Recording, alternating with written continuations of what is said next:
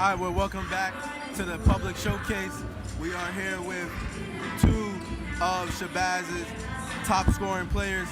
Welcome, Anthony, and welcome. How are you doing today? Good. So, how do you guys plan to come against the Rams today? Just play our game, up tempo, run them out the gym today. We know you guys are from the Essex County, where you guys are rugged and play hard. So, do you think that would be a factor in this game today? Yes. It's a real bucket getter right here. Yes, a little bit. That's how we play. Now, Anthony, you have 228 points on the season. Yeah. How are you able to score and average so much? I just let the game come to me, make open shots, and hit my lane. Because my teammates pick up the ball, and I get easy layups like that, and I'm still. Got you.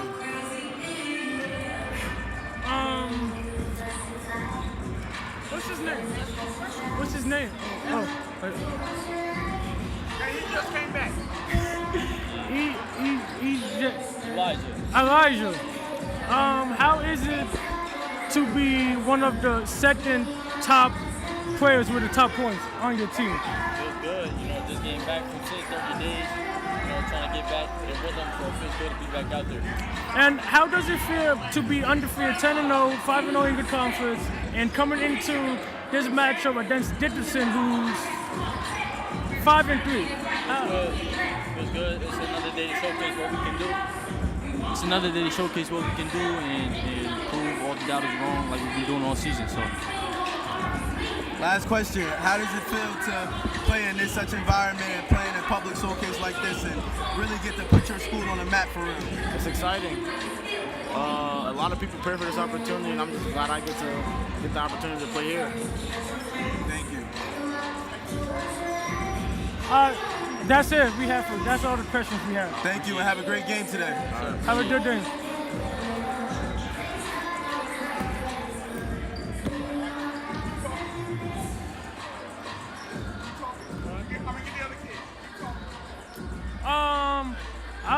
We're gonna have Shabazz. Shabazz is coming into this contest being ranked number 20 in the state of New Jersey, and is undefeated, 10-0 overall wise, and 5-0 in the SEC division, Freedom Division. Dickinson coming into this matchup 5-3 and 2-2 in their conference.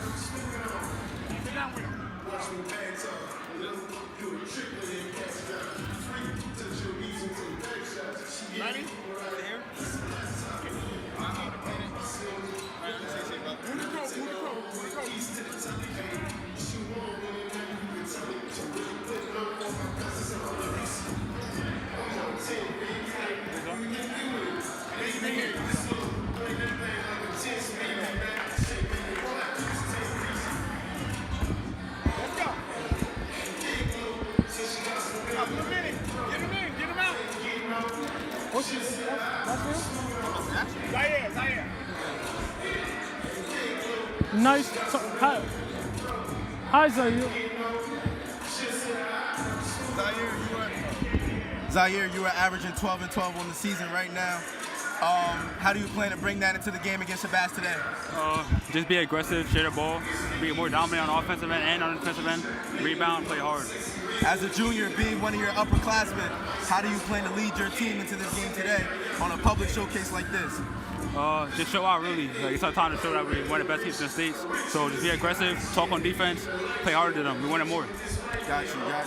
Now, coming from Jersey City, I know you guys are rough-nosed and hard, rugged. Do you guys plan on bringing that physicality and toughness today? Yeah.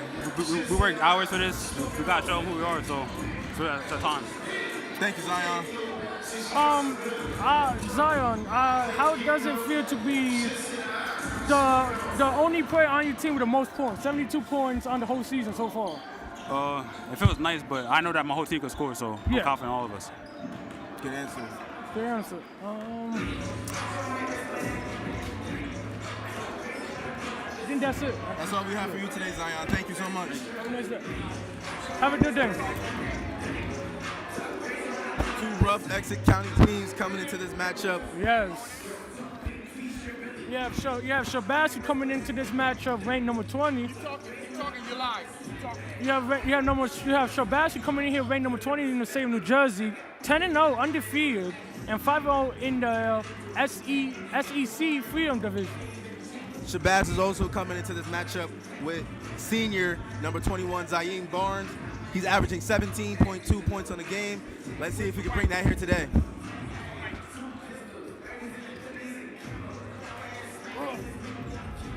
Yeah, and then Dickinson is coming to this matchup 5-3 and 2-2 in their division. And Keep going, you're live. and You're live, keep going. Dickinson is coming to this matchup 5-3 and trying to upset the undefeated Shabazz. Let's see if Dickinson could be Shabazz.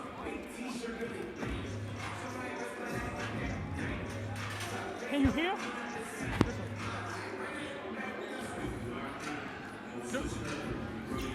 Let's see if Dickinson could come into the Rideau Gymnasium and beat Shabazz and upset the undefeated record. Shabazz is 10-0 right now and coming into this matchup undefeated.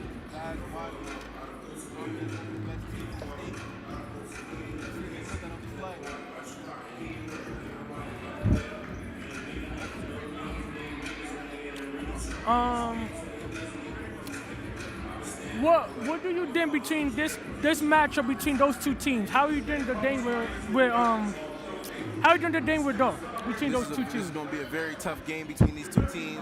One from Jersey City and one from the Essex County area. Yep. These two teams are going to probably most likely press a lot of defense and a lot of fast breaks. It's going to be a very fast game.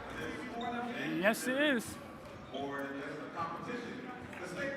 And Shabazz is from Newark, New Jersey. Means they Like a wipe. Did you wipe that? Mm-hmm. It's alcohol on your sweat, right? That's alcohol pass. Do you have another one?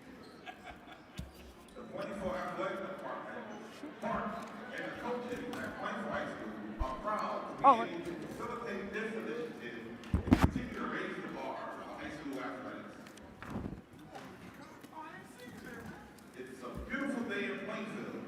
All right, as we get ready for the Shabazz and Dickinson game. Two Yeah, teams Michael Perez. getting ready to show our public schools do it the best. Yeah.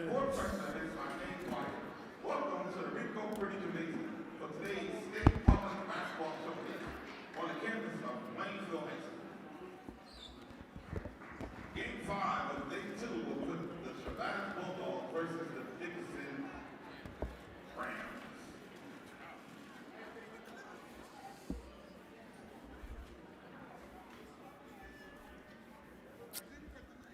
You know, after this thing, we have Plainfield Cardinals versus Woodbury. Right after the thing versus Shabazz and Hello and welcome to Plainfield High School's coverage of the inaugural Stay Public Showcase. My name is Chris Radicke. I'm joined by Shabazz Jackson and Michael Perez. We are getting set for a matchup between the Dickinson Rams and the Shabazz Bulldogs. Let's take a look at this afternoon's starting lineup. First for Shabazz. Shabazz comes in 10-0 overall, 5-0 in conference play. They're coached by Nasir Marino. All guards for Shabazz to start. And number 3 is Anthony Blackman, a 6-foot sophomore. Number 21 is Zayn Barnes, a 6-foot senior. Guarding 0, Christian Gray, a 6-foot senior. Number 5 is Umar Sanur, a 6'2" senior, and rounding out the lineup to transfer, number 2, Elijah Colon, a 6'2" junior. In his first game for Shabazz, he really lit it up with 25 points on Thursday night, had 21 a day to go. Now Dickinson comes in at 5-3 overall, 2-2 in conference play. They are coached by Sean Trenton. Dickinson on a 2-game winning streak. At guard, number 2, Justice Ellison, a 6'2" junior. Wearing number 5, John McCord, a 5'8" junior. Number 3, Ryan Terry, a 5'8" junior as well. Up front, number 25, Zaire Henry, a 6'6" junior. He averages 12 points and 12 rebounds per game. And rounding out the starting lineup for Dickinson, wearing number 4, Devin Holly, a 6'1" sophomore. So we are getting set for action here at Plainfield High School. Asias, we expect an up and down matchup. Yes, sir. Yes, we do. Two hard-nosed teams getting ready to face off. Like I stated previously, Essex County basketball, we know what it's all about.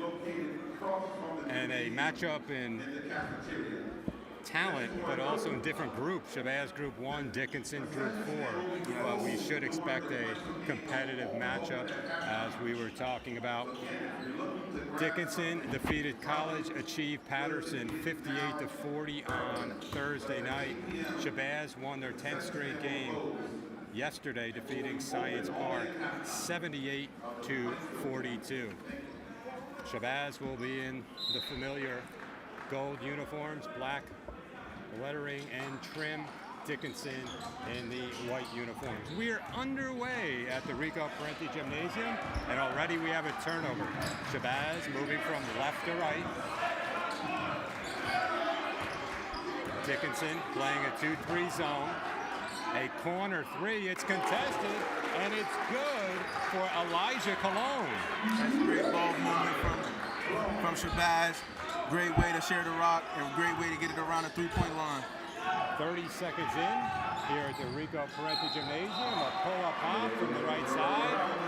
Shot was short, but before the shot was attempted, we have a travel on the cord.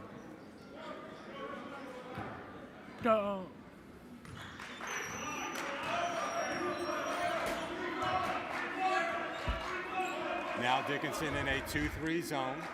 They're going to see if Shabazz can shoot over it.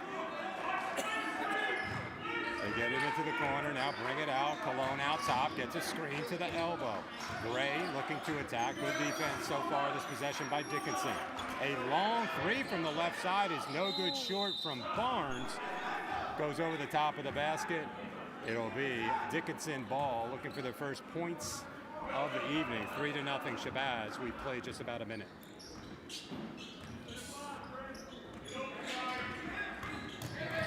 McCord brings it up against man-to-man pressure. A back cut, a bad pass deflected by Cologne. And here come the Bulldogs. A lead pass ahead. And there's a layup by Christian Gray. Wait for Shabazz to move the ball up the court. And now Shabazz will pick up with some 1-2-2 full court pressure. They back it off as Dickinson gets the ball in. 5-0, Shabazz leads. Ryan Terry with the handle under heavy pressure. A little bit of contact there, a stumble, a turnover for Dickinson. A lead pass ahead, a lot of contact. It's good, and the foul. Anthony Blackman finishes at the rim. That was a nice and one by Blackman. By Blackman, and one. A 7-0 lead for Shabazz. 6:17 to go in the first quarter. Shabazz so far is showing why they the undefeated team in their conference. Free throw is in and out. McCord up the far side of the floor. Good energy on the defensive side of it for Shabazz. Like stated, Shabazz coming in here off the 10-0 record. You can see why. High energy, high deflections, a bunch of turnovers, and easy layups on a fast break. McCord with pressure from Gray. McCord takes it near side. Shabazz really overplaying those passes. High post, Henry gets bumped. A little theatrics there, but he drew the foul.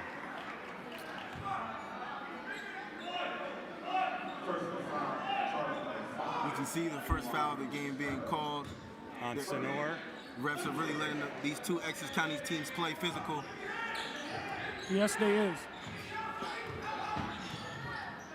Dickinson runs the flex on the inbounds play. Hard drive right in the lane. We'll have another foul on Shabazz. You see Dickinson's trying to get something here going.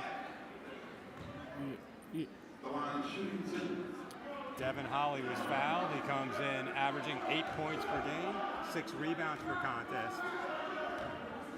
Had 16 points and 7 rebounds in Dickinson's most recent win. Free throw spins out. Shabazz foul was on Anthony Blackman, his first, team second.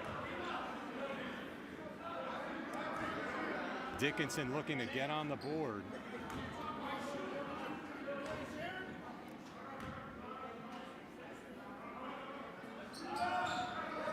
Free throw no good. Rebound to Barnes. Shabazz quickly ahead. Cologne on the attack. He's called for the travel. So you like the pace from Shabazz, but rush it a bit there. Yes. Could have slowed down and got the pass back to Blackman. Let's see if they can get it done on defense right here. Holly can't move on the inbounds pass, so we have a steal from Gray. And we'll have another turnover. Talking about rushing just a bit. A travel for Blackman. That was a nice takeaway by number 0.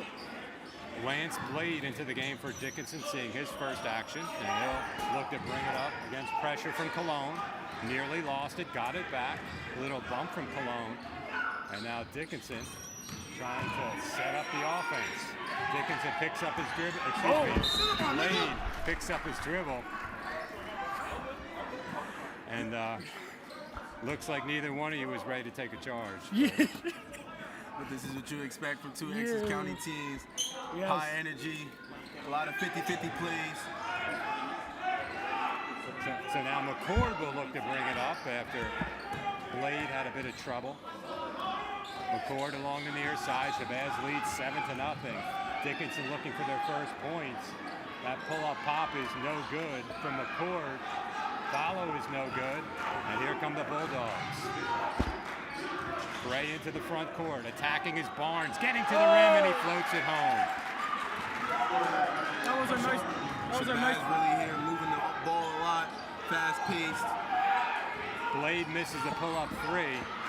Dickinson still hasn't scored. We played just over 3 minutes, and now 20 seconds. An unneeded pass from Cologne goes out of bounds along the baseline. It's been all Shabazz so far, 9-0 Bulldogs. That's it. Shabazz defense is holding Dickinson to 0 points so far. Senor walks it up against pressure from, actually, my bad. That is McCord bringing it up. McCord, the scoop, dumps it off. McCord gets it back and he lays it in. Dickinson finally on the board, 9-2 Shabazz. Gray the kick out to the corner. A 3 from Blackman, that's too strong. Blade the rebound for Dickinson. Blade bumped in the backcourt, and we're gonna have a foul on Shabazz. We see that aggressiveness once again. Christian Gray with the body. Yes. Foul charge number 0. Christian Gray first. Team's third. First on Gray, team's third. 9-2 Shabazz leads. We're approaching the midway point of the first quarter.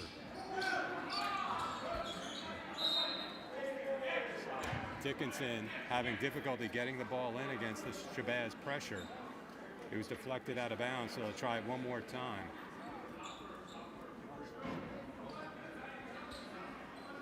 What can Dickinson do to get someone open here to get the ball in bounds?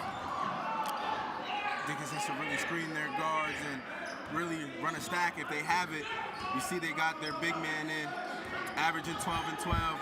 Let's see if he can help out. He was a big target in the backcourt.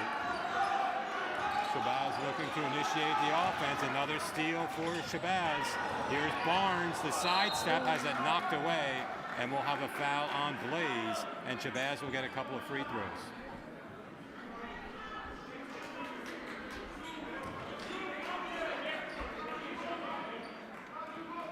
First foul on Lance Blade. Second on the team. Barnes shooting line right. First free throw is good. Barnes now with 3 points, comes in averaging 17 points per game, and off a 15-point rebound effort against Science Park.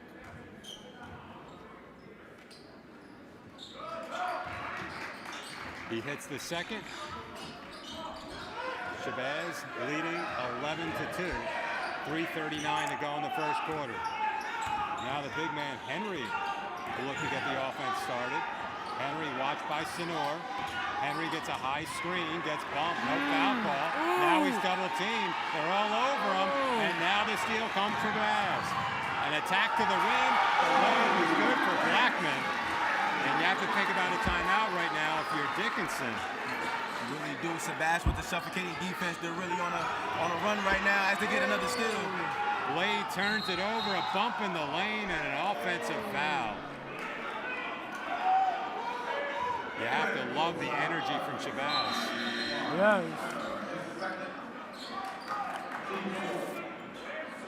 Coach Sean Drennan letting his team play on here. He'll go to his bench. Miles Hobson checking into the game, a 6'4" senior guard. Shabazz will continue with full court pressure.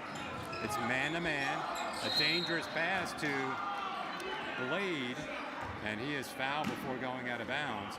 And that'll be the 15th foul on Shabazz, so that'll put Dickinson at the line. So that's one of the dangers of playing so aggressively. You want to play good defense, but you don't want to foul. Exactly. You don't want to put anybody at the charity stripe and give them free points at the line. That's how a team can come back. And also, Dickinson have 8 turnovers already so far this game. And that is the effect of the Shabazz pressure. Lance Blade, a 5'8" junior at the stripe, averaging 7 points per contest. Rolls home the first free throw. 14-3 Shabazz. 3:04 to play in the first quarter.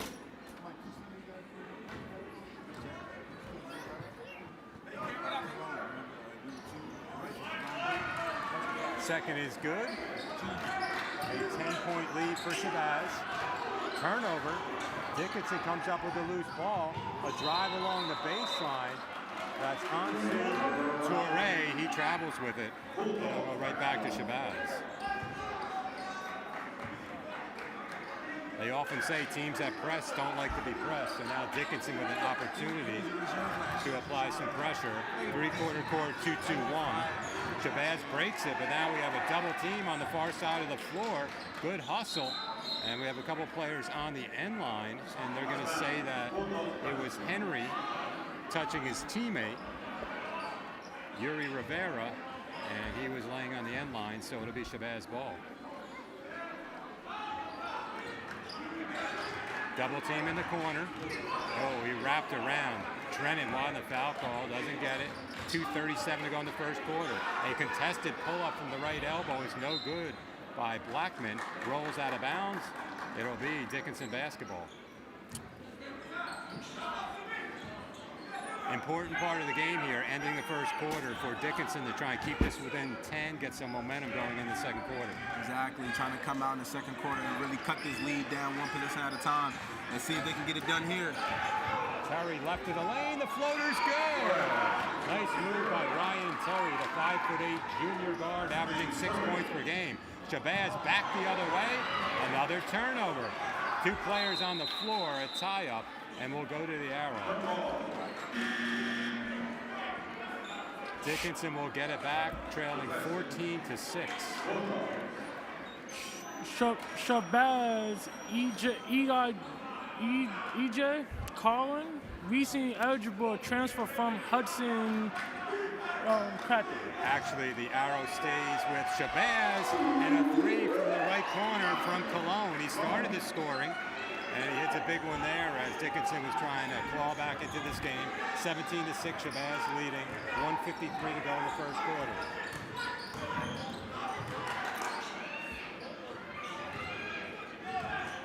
Henry out top. Hobson reverses.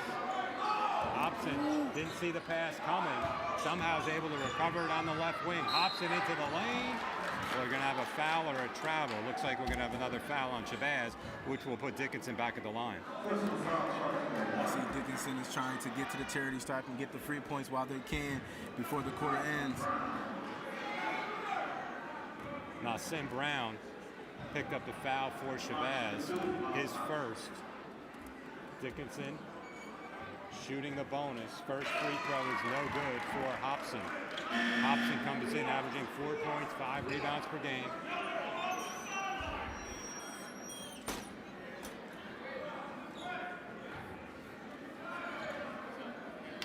Importance of Dickinson making the second free throw to allow them to set up their press. Yes. And now they back it off, just as I say that. 17-8, Shabazz leads. 90 seconds to play in the first quarter. A double team along the baseline. A wide open three from out top. It's Blackman from long range. He comes in averaging 23 points per game, and you can see why. That was a nice shot by Blackman. Now Blackman comes up with a turnover. Blackman into the front court, skips it near side for Cologne. Cologne on the attack. He's double teamed along the baseline. A corner three from Blackman, no good. Long rebound is gathered in by Brown. A three left of the circle from Shamir Young, and that's good. Young off the bench, averaging 4, gets 3, and the Dickinson deficit is 15. Shabazz really putting the pressure on Dickinson, really making their shots, making the right reads. Ball's loose, Young picks it up, under duress, lost it. Dickinson has it, Ellison stops, leans in with the left hand, missed the layup, contact underneath, and we're gonna have a foul on Shabazz.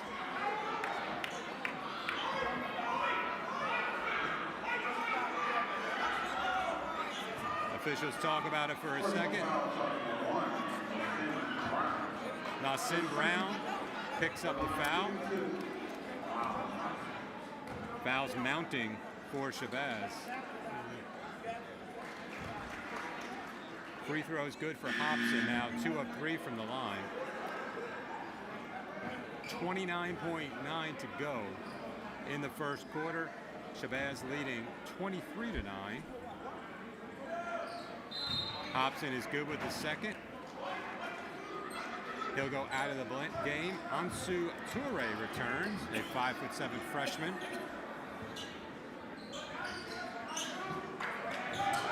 Pressure from Dickinson in the backcourt. Bulldogs break it easily. Dangerous pass out front, stolen by Toure, waits for some help. Dickinson might be wise here to get the last shot, but not a great place to pick up your dribble. 10 seconds to go in the quarter. A drive along the baseline. And it looked like we were gonna have a foul call, but instead we have a travel. Yes. If you're Dickinson here, do you think about just calling a timeout, or do you regret not calling a timeout? Well, I think, coaches know their players best, and he let them play through it. Here, though, Dickinson has a couple fouls to give. You might want to give one so they don't get a shot up. Nearly a steal 3 seconds ago. A three from the right side. Cologne is good, and he beats the buzzer. A great start for Shabazz, and their transfer, Elijah Cologne. That was a nice buzzer beater by number 2, Elijah Cologne, for Shabazz. Shabazz really here putting the pressure on Dickinson, really giving him the business right now. And you look at those loose balls, it's a different story if Dickinson's able to maintain possession. There, Shabazz won't get the three up, and the way things have been going for them, you knew it was going down. He had it in rhythm, and just a great start for Shabazz. They've opened up a 16-point lead. Rams just a little bit slow on their rotations. Hopefully they can clean it up in the second quarter. Yes, for Shabazz, Elijah Cologne, 3 for 3 and 3 PT.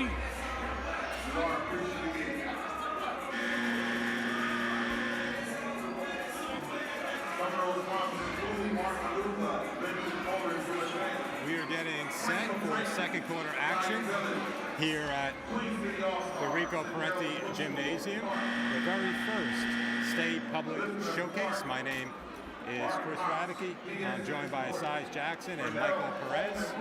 A high energy first quarter, and when you look up the matchups, it would have been really nice to see Shabazz play Plainfield. But we will take all this in and certainly make the best of it, as you have to appreciate good basketball, and Shabazz is playing at a frenetic pace. Very exciting basketball. Dickinson trying to hang on here, down by 16 after one.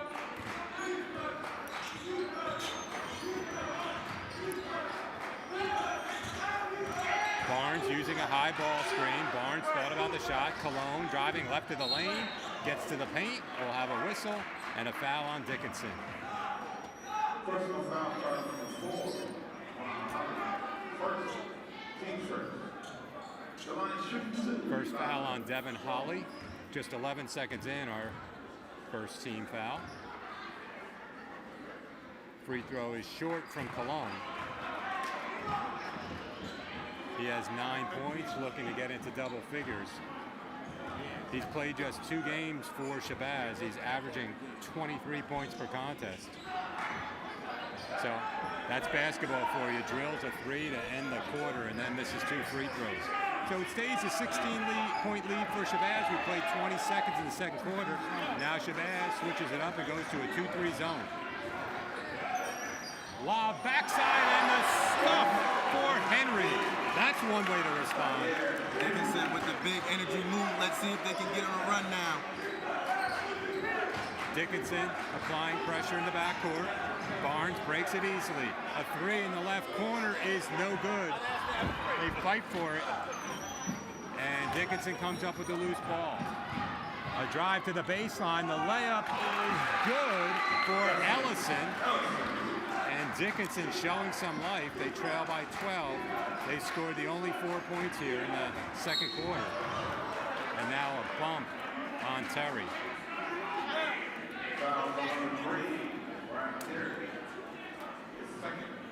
Already 2 team fouls on Dickinson to start the second quarter. We played just 63 seconds. And you got to be careful not to push a bass that's already up in the bonus. And here's a steal for Ellison. Ellison, I think he wanted to Euro or maybe spin, but good hands by Cologne. He knocked it out of bounds, and Dickinson will have to set up the half-court offense. They'll throw it into the right of the basket.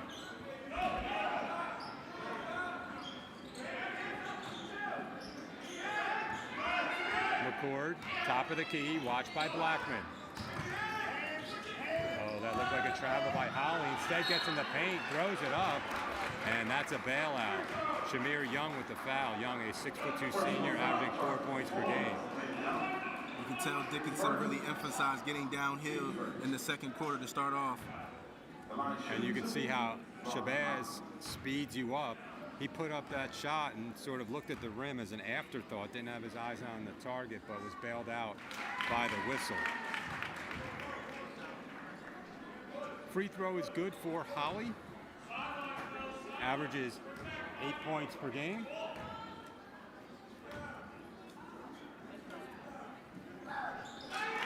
Holly hits a pair.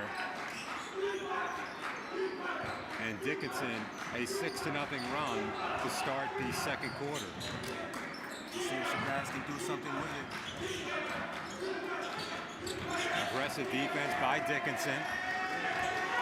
Barnes gets a ball screen to the left from Kylan Simpson.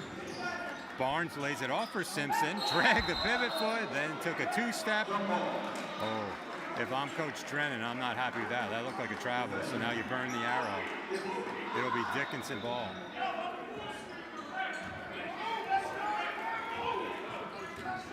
We played 1 minute and 50 seconds in the second quarter. Dickinson starting off the court on a 6-0 run. Shabazz in a man-to-man. At the foul line, it's Henry.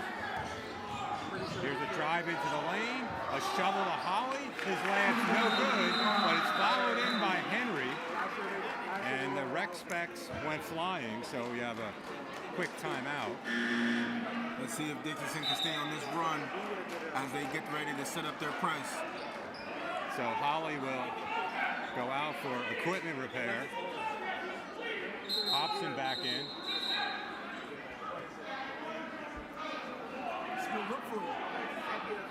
5:52 to play in the first half. 26-18, Shabazz leading Dickinson. Dickinson with 8 straight points to start the second quarter.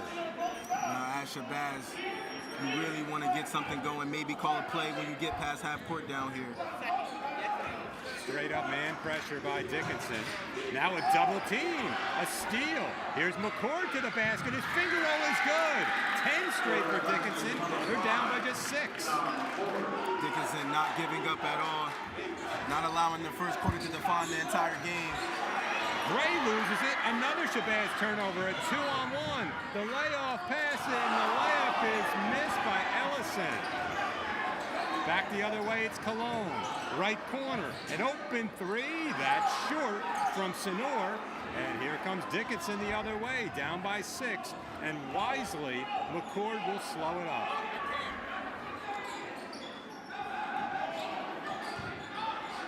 Henry, the cross-court pass to a wide-open shooter. That's Hobson, too strong. Offensive rebound to Ellison, and he lays it in.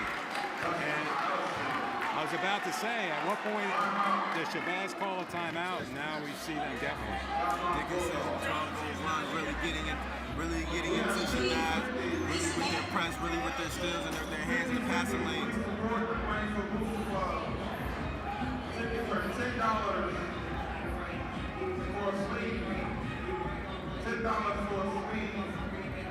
So, excellent battle back by Dickinson. It looked like Shabazz was going to run away with this. Great start in the first quarter. They had a 3 to end the quarter, opened up a 16-point lead, but it's been all Dickinson in this second quarter.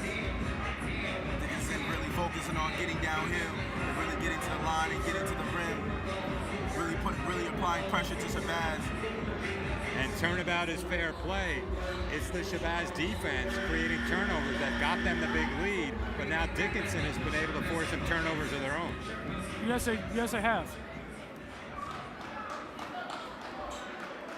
So we saw Coach Drennan ask his team to withstand the storm. He didn't call a timeout, and I don't think Coach Perino wanted to call one either, but after a 12-0 run, he decided to. So 4 Shabazz turnovers in the second quarter, as we were referencing, and that has allowed the Rams to get back in the game. And now we have a foul on Dickinson. And see, after that timeout, can Dickinson really keep that applying pressure? Barnes puts it in to Sonor. He cuts to the basket and gets the easy 2. Dickinson quickly the other way. Layup is missed badly by Hobson. He's able to track it down in the corner. 28-22. Shabazz on top of Dickinson. 4.5 to play in the first half. Terry picks it up. Now Henry lobs it underneath. Running into a 3, it's Terry decides not to take it. They lob it for Henry, couldn't finish, and now we have a whistle. Henry trying to make a very big statement play, a very big impact play on that one. From our angle, I couldn't see. It actually wasn't a lob. It was an offensive rebound that Henry tried to throw down. Instead, we'll have a foul on Dickinson. Foul goes on Terry, his second. Third team foul on Dickinson in the second quarter. And now the pressure from Dickinson pays off once again. Another Shabazz turnover. If you're Shabazz, you really got to worry about how to stop this run right now. Dickinson with the defense. Blade, an open 3 from the left wing. It's good! Blade caught it in rhythm, held the follow through, and Dickinson down by just 3. Dickinson really coming back again, one possession at a time, really applying the pressure on Shabazz. Now a deflection, picking up the loose ball. It's Cologne. Thought he traveled. Instead, he got it out to the corner, and a banked-in 3 for Barnes. Kind of a weird shot, banked from the corner, but hey, it doesn't matter. As a coach, it went in. And that answers the 3 from Blade. Blade, his 3 was perfection. Maybe a bit of luck there on the Shabazz side, but nonetheless, it's back to a 6-point lead for the Bulldogs. 3:38 to go in the second quarter. Shabazz 31, Dickinson 25. Henry catching at the right elbow. As soon as Henry catches the ball, they're looking to double team him. Player goes down. That's McCord. felt the contact, just threw it up at the basket, missed it, and we're going to have another whistle. Shabazz and Dickinson, two hard-playing teams that are coming into this contest here. So now the fouls piling up once again for Shabazz. I think they had 8 in the first quarter. They have 2 now here, and a big foul, the third on Sonor. As a coach, third on Sonor, it's only the second quarter. Do you leave him in, or do you bring him out and let him hold off to the second half? On the last baseline inbounds play, they got a wide open 3 for Blade. Blade left of the circle, will try another one. This one misses badly. Offensive rebound to Hobson misses, and it's tipped into the corner. It's tracked down by Cologne. A long lead pass ahead to Blackman. Blackman working on Blade, the bump and the finish off the glass. Big time move. Blackman, only a sophomore, making big time moves in a big game like this, on a big showcase like this. An 8-point lead for Shabazz. A drive to the basket. The layup is good for McCord. Lost the foul. Again, Dickinson really focusing on getting to the rim in this quarter, really making a difference and really helping them come back and bite this lead down. And now we see the third foul on Nassim Brown. Each team with 3. With both of these teams, you really can't rest on your laurels. You got to get back on defense because they're going to be pushing it the other way. These teams like to get out and run. McCord completes the 3-point play. And Dickinson takes a timeout. So it's been a good one so far. A lot of energy, a lot of turnovers, and we've seen some good offensive play on both sides of it. A game like this, turnovers make a difference. They're really playing and pressing each other, really trying to get turnovers and easy baskets. This quarter, Dickinson have 13 points and Shabazz have 7 so far.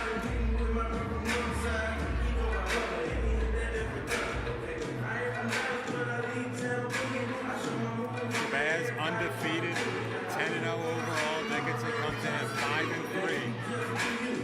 And both teams very exciting to watch. We'll see if the foul trouble starts to affect Shabazz.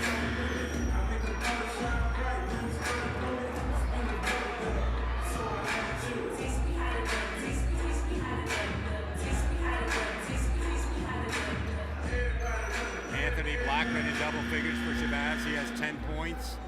Elijah Cologne with 9. All 9 came via 3s in the first quarter. And you can see that Dickinson really likes to switch up the defenses. Very much so. Now they're in a 1-3-1. Cologne looking for the 3, 1 dribble and a pull-off, it's good. Excellent recognition by Cologne, the defender went by, and he hits from 16. Cologne now up to 11 points. The Shabazz lead is 7. They lob it into Henry. Henry to the basket, he lays it in. Excellent catch. Henry really making a difference out here on the offensive end, really helping St. Dixon get back. 6 for Henry. A 3 from the left side is good by Barnes. So Barnes with a quick answer. 38-30 Shabazz. We near 2 minutes to go in the first half. Henry working against Cologne, picks up his dribble. Cologne swipes at it from behind. Hobson, right baseline, steps by. And we've had a couple of plays like this. Is it going to be a travel? Is it going to be a foul? We're going to have another foul on Shabazz. Dickinson only down 6. Let's see if they can bring the lead closer nearing the end of the quarter. Zayn Barnes picks up the foul, his first, team's 4th. Barnes with 10 points, comes in averaging 17. First free throw is no good for Hobson. Hobson getting a bunch of opportunities at the line in the first half. Second one is good. 38-31, Shabazz leads Dickinson. It was a 16-point lead at the end of the first quarter. Dickinson switching out their guards. Looks like they're going back to their press. A 1-2-2, half-court press. Blackman drives underneath the basket, lays it in, and the foul. That's just a case of Blackman putting it into his own hands, finding some space along the baseline, comes out the other side, and having the strength to finish. Blackman really making a difference out here. And Blackman finishes the three-point play, a 10-point lead for Shabazz. Henry spins, lost it. They battle for it. A turnover. Here comes Cologne. Cologne, the Euro step. His shot is blocked. That'll be a goaltending call on Hobson. Shabazz with these traps really making Dickinson turn the ball over again. Hopefully Dickinson can get back on their run. Cologne and Blackman each with 13 points for Shabazz. Barnes with 10. Here's a drive. An open three from the left side from Hobson is long. They fight for it. Shabazz comes up with it. Another run out. Another layup. Gray doing the honors. And Shabazz out to a 14-point lead. Shabazz getting back in front. Really turning the tides again now. And they're going to call that a violation. Coming into the front court from the back court. Didn't maintain possession. So the turnover pendulum has certainly swung back in the favor of Shabazz. Let's see if Shabazz looks to extend their lead on this play right here. Chance for Shabazz to get to 50 points in the first half. Dickinson in a man-to-man. Barnes working against pressure. Barnes, the floater in the lane, it's good off the glass. Barnes up to 12. And the Shabazz lead is 16, right where we started the second quarter. As Dickinson, with Shabazz having 3 players in double digits already, you can find that it's hard to really contain everybody. Torre, the runner from left of the lane, comes up short. Bounced it to the hands of Henry, went up with it. He was fouled with 32 seconds to go in the first half. Personal foul charge number 1, round this 4. Now, if you're Dickinson, do you go back to this press after these free throws, or do you just bring it back into your zone and try to get another turnover? Foul was on Brown, his 4th. So, one of the dangers of leaving one of your players in, I know Brown is more of a defensive player, averaging just 1 point per game, but he committed the foul, 4th in the first half. Henry makes the second. Gonna have a substitution. Yuri Rivera back in for Dickinson. Dickinson looks to be going back to their man-to-man press. Trying to get one more turnover before the end of this second quarter.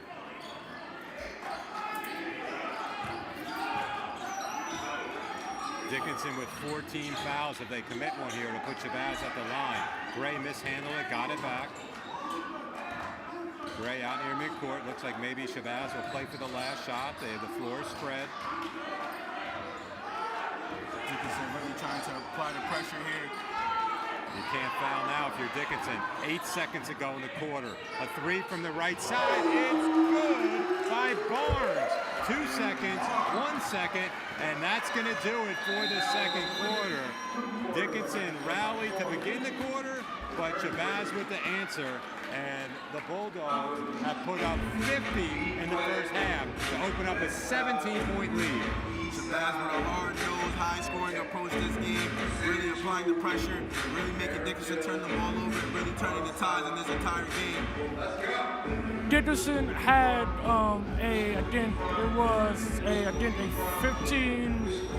Dickinson had a good run, and then towards the end of the second quarter, they lost their momentum, it seemed like, and Shabazz took over. So Shabazz, a difficult team to play, high energy on both ends of the floor, and when you got shooters like this, you know, you're almost going to have to play perfect to beat them. Yes, you do. So we will take a quick break. We'll be back in a few moments for the start of the second half. At halftime, 10-0 Shabazz leads Dickinson 50-33. Whoever is able to accomplish this will get $20, a $10 gift card, and $10 cash. Yeah, both sides. Bro. Appreciate you. All must stop. Can I try? On the park.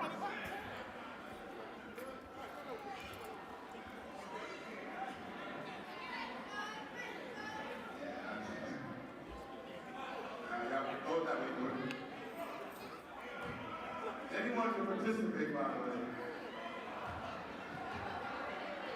Get in line. Uh-oh. Johnson walked off. John think that's the one. He ain't even looked. He walked up. John said that's his. Almost. That's it.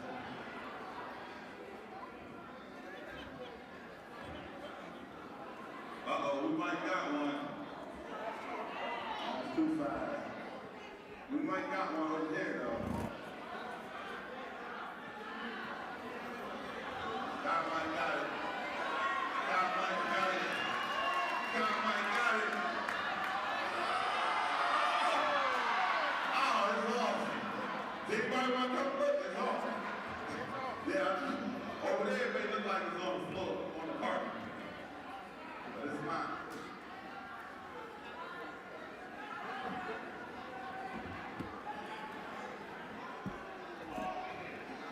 Nah. Start along that corner over there. Start along that corner.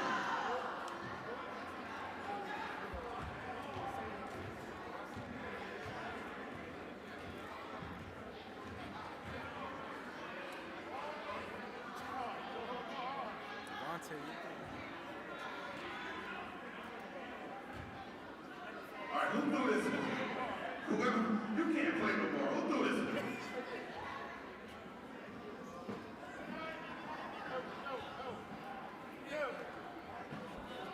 Uh-oh. Yeah, too far. Go ahead, y'all can throw the ball at the same time. You don't have to wait.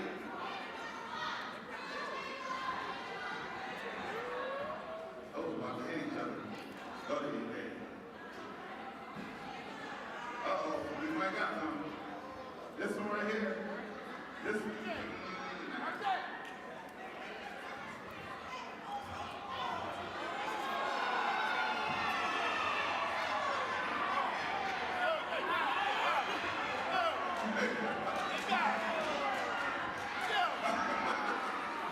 I didn't see what happened. That was on there. Uh-oh, we might got one here. Who wrote this one? I like the way this one looks. I like the way this one looks. Ain't gonna make it. Yep.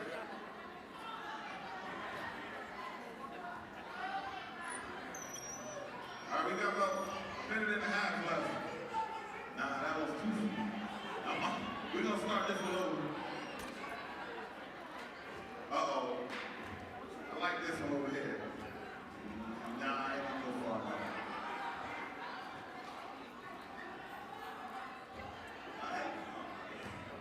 Joyce Folk actually donated this in $4.50 dessert. They are the two sponsors for this halftime entertainment. So ready? Let me see. Uh-oh, we got one. Who is this? We got one. We have a winner. Thank you for participating.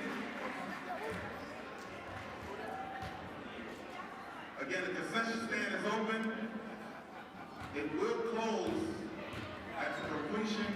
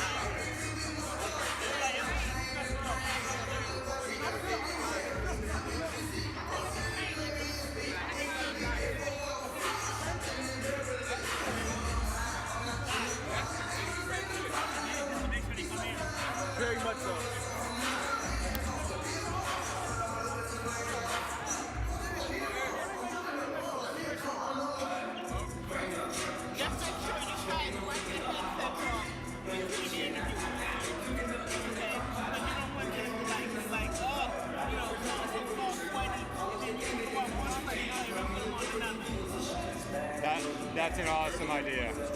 That's an awesome idea. Yeah, I got a lot of alcohol right now. Because I used to broadcast, like the games I used to broadcast, and players would come over sweaty, and they would give people the headsets, and then the people expected. So that's the right idea. So thank you for that. Yeah. I'm a germaphobe. You know this. If you need more, let me know.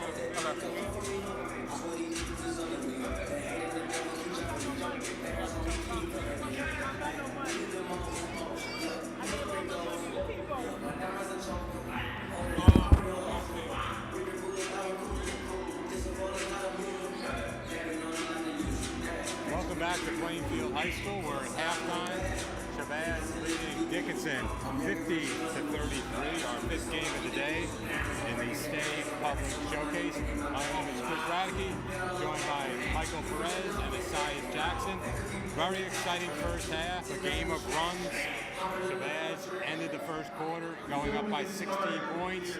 Dickinson battled back, but then the defense and three-point shooting of Shabazz allowed them to open up their largest lead of the game, 17 points, 50-33. Let's see what Dickinson's game plan is coming out in the second half. Maybe they'll go back to their press. Maybe they'll get back in their zone to create turnovers for Shabazz. But let's see if Shabazz jumps out on them and continues to grow and build their lead in the second half. Michelson, what can Dickinson do to get back in this game? I think Dickinson could basically, they have to play more defense. They have to hold Shabazz from shooting all those threes and making layups. And they also have to play a little bit better on offense. It's a tough task. Yes, it is. Because in most cases, you want to protect the rim, a team that's athletic like this, but when they've got a bunch of shooters out there, they're real tough to guard. Yes, they do. In our game following this one, the Plainfield Cardinals will take the court. The high-powered Plainfield offense, you can see some similarities between the way Shabazz plays in Plainfield. Shabazz a bit faster, but both teams with athletic players that can shoot the basketball. Definitely some similarities between these two teams.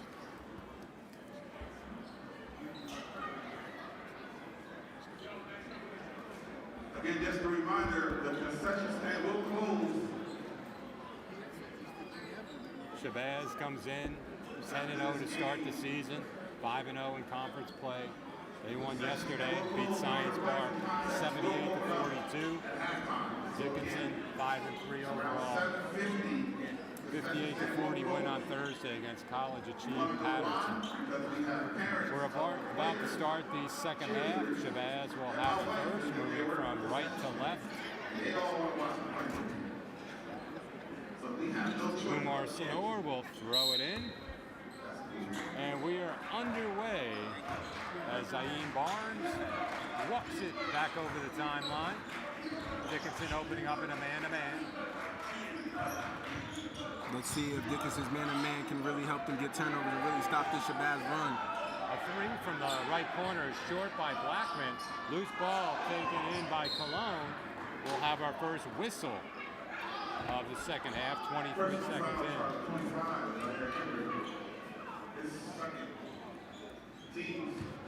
Goes on Henry, his second. Henry with the steal, pivoting and getting the ball away from pressure. A lead pass ahead of the field, and there's a layup for Holly. Good start to the second half for Dickinson. Both teams really emphasizing getting the ball up the floor and really getting layups on fast breaks. Barnes out in the center circle. Shabazz leading by 15. Jab step and a drive by Gray. The pull-up jumper is good.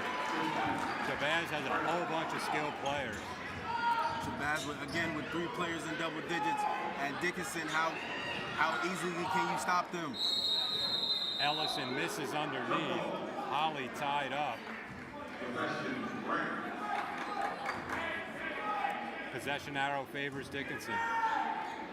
Both teams coming into this contest very physical, but the refs are starting to call the fouls now.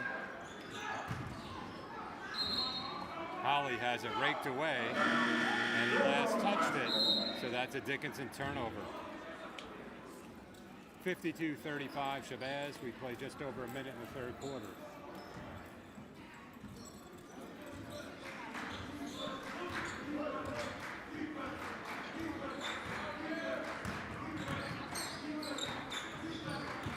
Barnes under pressure from McCord. Barnes spins and puts it in, doing it himself.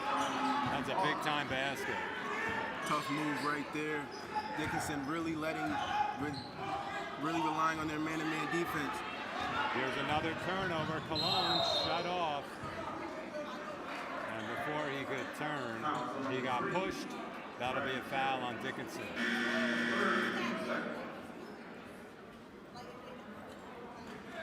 Third foul on Ryan Terry, second on the team. He'll take a seat.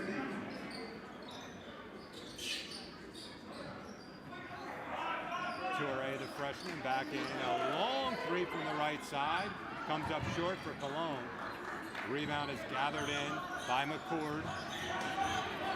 Henry driving up the far side of the floor, determined to get to the basket. He's fouled.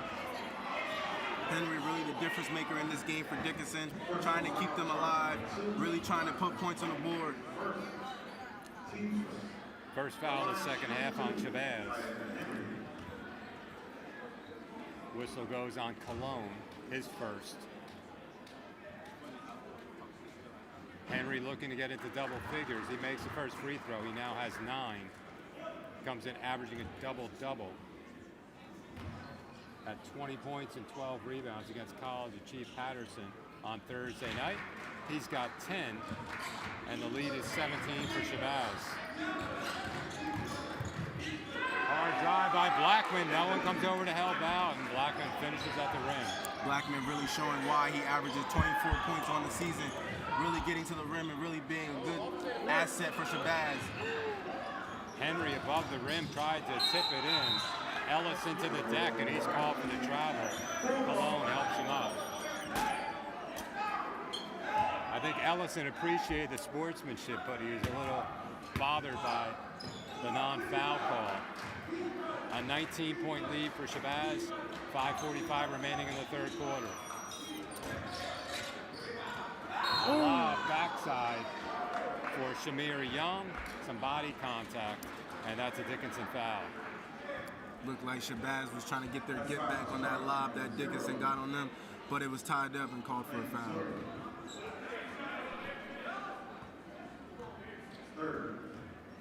So Toure called for the foul, his first, team's third.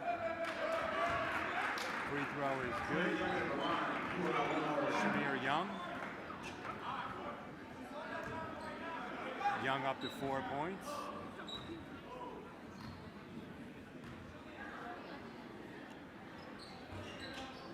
Rolls home the second, a 21-point lead for Shabazz.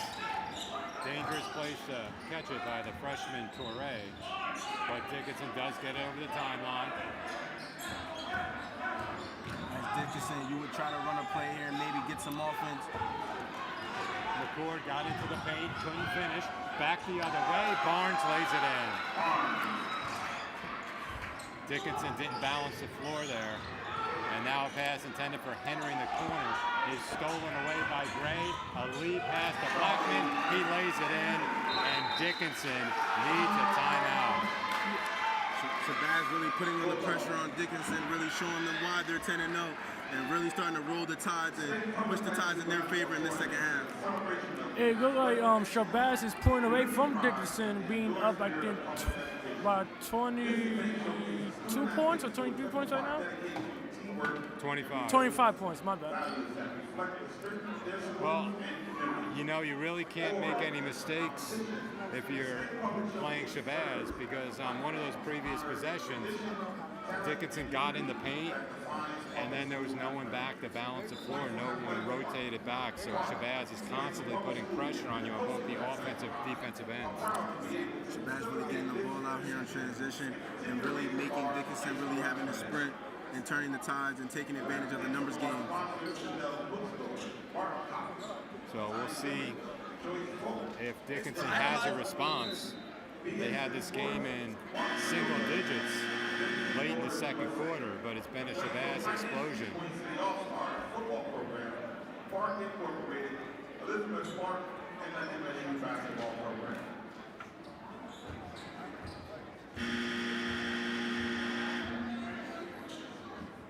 Shabazz with 12 points in just about 3 minutes of action here in the third quarter. Let's see if they can continue to push their lead and continue to dominate this game as they've done so far. Shabazz and three-quarter court pressure, a 1-2-2. Blade back in the game for Dickinson. Blade catches the return pass. He's bumped by Blackman. Just a little too much on there. Blackman get it back. Let's see if they can get it back on defense. I'll tell you what, you don't want to throw those high arcing passes against Shabazz though, because those are going to turn into layups if you throw too many of them. Another bump out near midcourt. McCord under pressure. Hobson spinning against pressure, nearly has it poked away. Now he does, ahead of the field. Barnes, and he lays it in with the right hand. Shabazz again with their defense and their pressing and their traps. 64-37. Blade, a pull-up pop from the foul line. Tipped out, and here we go again. A lead pass for Gray. His layup is good. 66-37, Shabazz. 4:18 remaining in the third quarter. And another steal, and another layup. And that's a dirty play right there.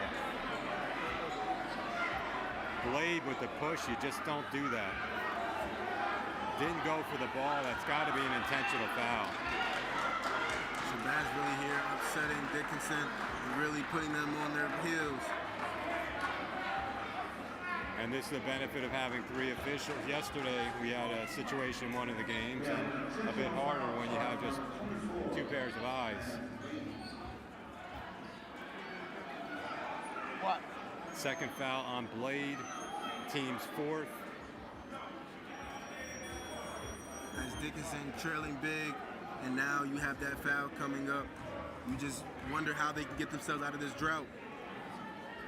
Cologne shooting the free throws, makes the first.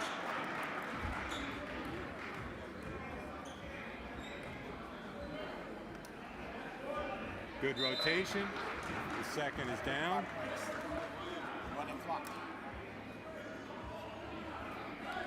Cologne up to 15 points. Playing in his third game for Shabazz, the Hudson Catholic transfer. Dickinson in a 2-3 zone.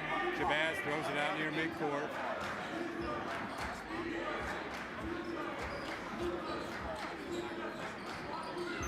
Gray watched by Blade. Gray drives, leans in, and we'll have a tie-up. It'll stay with Shabazz. Just under 4 minutes to go in the third quarter. 68-37 Shabazz. Just 4 points in the third quarter for Dickinson. Rams in a 2-3 zone. A pull-up pop from the right side. Three is no good for Gray. They battle for it underneath. Young has a shot blocked by Henry. Pinballs around. And we're going to have a loose ball foul on Shabazz. Shabazz here trying to push the lead to 35. Get that running clock in the third quarter already. Third foul on Blackman. Third on the team. And you have to give Shabazz credit. That was an intentional foul, and they maintained their composure. That's what you love to see from a very good team. And another hard play. They're going to say no foul. Holly got ball, and they're going to keep it with Shabazz. Blade goes out. Yuri Rivera in for the first time in the second half. 68-37 Shabazz. 3:30 to play in the third. Goes over the head of Blackman, and he retrieves in the backcourt.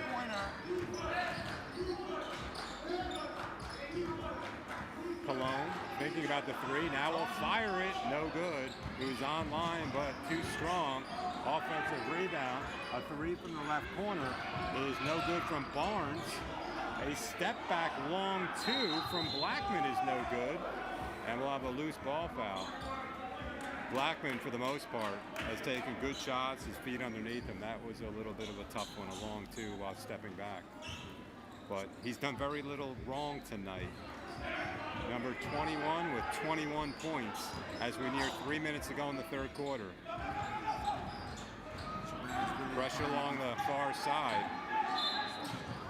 We have a whistle. Quickly, Shabazz up to 5 team fouls. So this will put Dickinson at the line.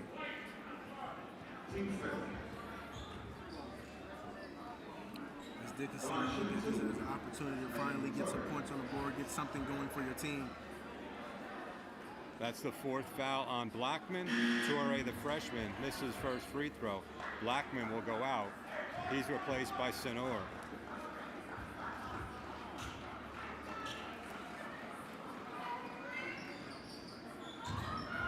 Toure misses a pair of free throws. Now a chance for a steal. Rivera tried to save it, couldn't do so. So it'll be Shabazz basketball leading 68-37, 2:49 and counting in the third quarter. Bulldogs break the press, some contact, all the foul on Dickinson. Gray took it to the basket. Once you break that press, you have a chance for a 3-on-2. A lot of contact there. You see Dickinson really trying to just throw everything at Shabazz and switch up their defenses, but it just looks like Shabazz is just a better team at this moment. And when you keep pressuring, you're just opening up yourself to get a lot of points put on you. Gray averaging 14.5 points per game. Makes his first free throw. Dickinson foul was on Toure, his second. Will be shooting free throws the rest of the third quarter. Gray makes a pair. Gray now up to 10 points. 4 Bulldogs in double figures. 70-37 Shabazz, another steal, a pass ahead, and Gray lays it in. That's team basketball. Shabazz is looking unstoppable right now in this third quarter. It was 50-33 at halftime. A pass in the middle. It was behind Rivera, taken away. Barnes into the front court. Barnes shovels it. There's Senor, and he lays it in. Shabazz clicking on all cylinders. They've doubled up Dickinson. It's 74-37. Now with Shabazz pushing their lead, we have now entered running clock.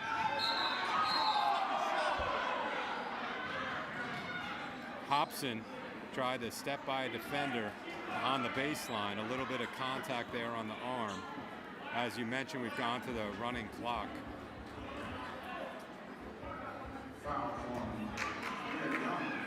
Senor picks up his third. Hobson misses his first free throw attempt.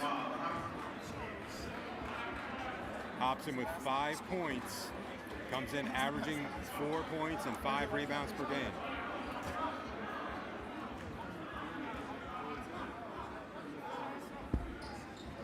Gets the roll on the second. Hobson with 6. It's 74-38 Shabazz. Just over a minute to go in the third quarter. They leave him alone. Cologne obliges and drops another 3. Shabazz again with another 3-pointer. Just really pushing their lead and really showing their dominance in this game right now. That's a practice shot. And now a tie-up on the far side of the floor. The arrow favors Dickinson.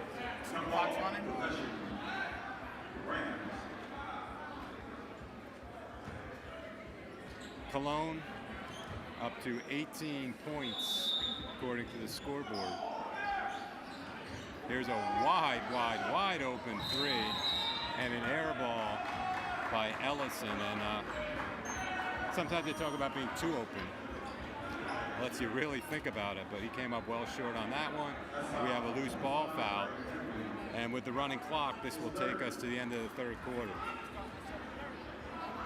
Shabazz again really just showing us what they're made of, really showing us why they're 10-0 today. And Henry commits the foul. His third, got to be frustrating for him. been hard to get him the ball with all these turnovers. Sonor, the 6'2" senior guard, averaging 6.5 points per game, makes his first free throw. At the end? End of the game? Do y'all want to interview us? Or no? It's good. We had the two at the beginning. And well short for Sonor on the second one. 78-38. A 28-point quarter for Shabazz as they've opened up a 40-point lead. Shabazz really just dominated on all cylinders, rebounds, defense, offense, really pushing the break, and really making Dickinson work today. And Dickinson just looked like they weren't ready today. Well, it's a tough team to play against. I mean, they're very athletic. It's hard to practice that pace. You're not usually against teams like that, and you can't really replicate it in practice. So, you know, it's just, as you stated, pace. Shabazz really showing the pace and really making Dickinson speed up and play to their pace and to their speed, and that's why they're getting the turnovers, and that's why this game looks the way it does. And it's a system that fits their personnel, obviously. But the key element is they're also able to shoot the ball. So it's just not helter-skelter play and trying to get to the rim. And now with the addition of Cologne, does he have 5, maybe 6 threes tonight? And that adds another element which will make Shabazz very difficult to beat. The Shabazz team is looking like one of the teams to beat in New Jersey so far. The Bulldogs will get the ball first to start the fourth quarter with a 40-point lead for Bulldogs in double figures.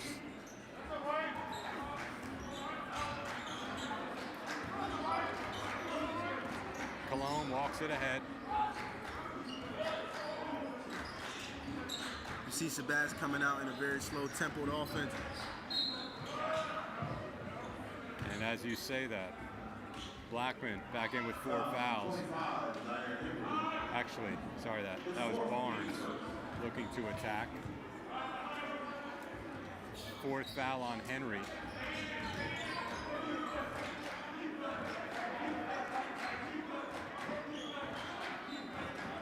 Dickinson in a man-to-man.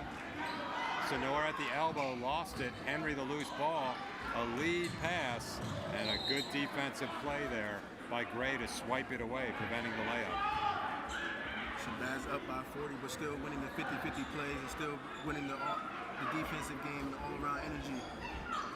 McCord to throw it in along the baseline. Lobs it for Henry. Henry pushed off, and that's going to be his 5th foul. As Sonor went flying to the deck. Henry fouling out. As Dickinson, you really got to ask yourself, who's next, who's up next? And Henry fouling out gets quite a reaction from the Shabazz faithful. A lot of boos in the crowd as you can see Henry heading to the bench.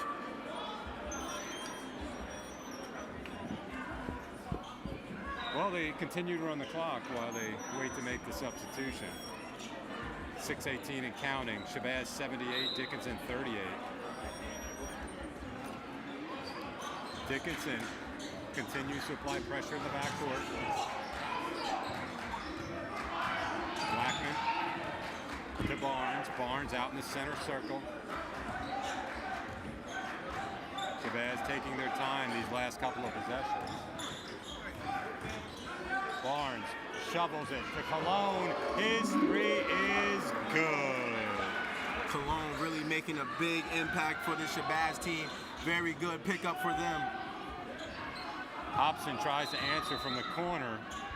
And we're going to have a 30-second timeout by Shabazz to clear the bench. So Cologne, I believe, up to 21 points with that 3. Caught it in rhythm, the excellent footwork. He drained it. And now Shabazz going to the bench.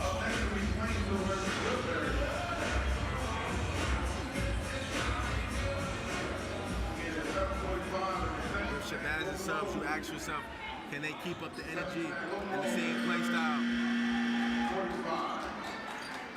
LaSim Brown back into the game with 4 fouls. He's joined out there by Shamir Young, Jaquel Gilmore, Kylan Simpson, and Isaiah Romain.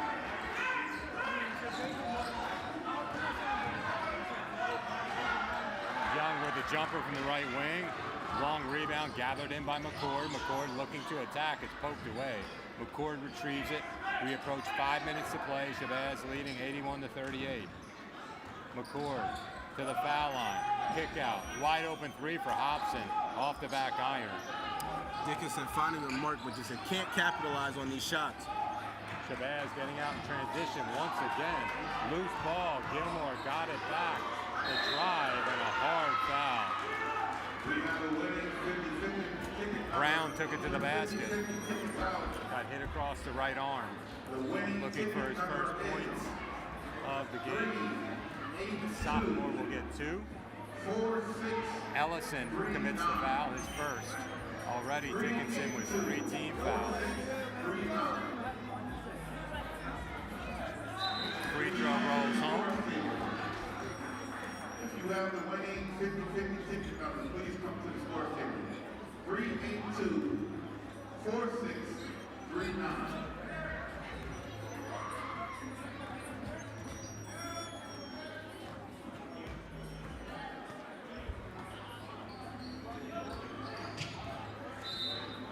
Second free throw is no good. Looked like he was tipped out of bounds off of Dickinson. And they pointed the wrong way. It'll stay with Shabazz. Turnover. Here comes Dickinson. Ellison to the basket, some contact, and he finishes plus the foul. Dickinson with a little fight left in this 4th quarter. And Shabazz is continuing to try and score. It's not like they're trying to run it up, but if you're Dickinson, you have to answer off the turnover they got out in transition. Ellison completes a 3-point play.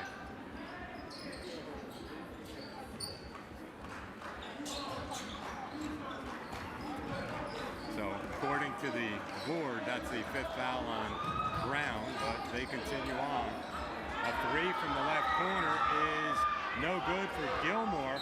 Offensive rebound to Simpson, and he's called for the travel. 2:48 and counting in the 4th quarter. It was a 50-33 game at halftime. Dickinson just trying to get something going this quarter to end the game out with a little bit of fight. Shabazz drops back into his zone. Torre gets bumped. His layup is no good. He'll get to the line. 2 points for Torre this afternoon.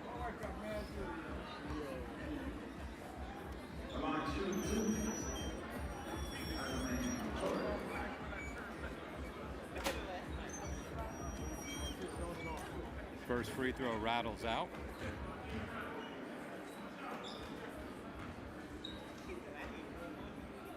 Shamir Young with the foul for Shabazz. Second free throw is good for Torre. He splits a pair. Dickinson keeping up with the pressure. They don't call the travel. Now in the lane, we have a loose ball. Ellison, the Euro step, lost it. They battle for it. Torre left baseline. The floater's too strong. Shabazz with the rebound, just under 90 seconds to go. Shabazz leading 81-41. Shabazz still looking to push the offense. Simpson picked up the loose ball. He tried to hammer it home, and Hobson, and I don't blame him, the hard foul. Clean foul.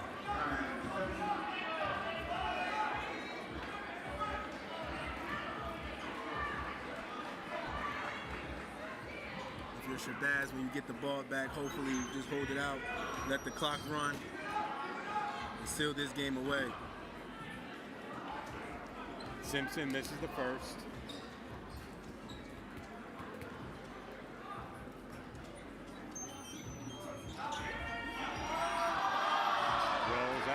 fight for it. Dickinson comes up with a loose ball. Torre nearly mishandled, was able to gather the feet, missed the shot. Shabazz back the other way. And you know they didn't want to call foul, so instead they called travel.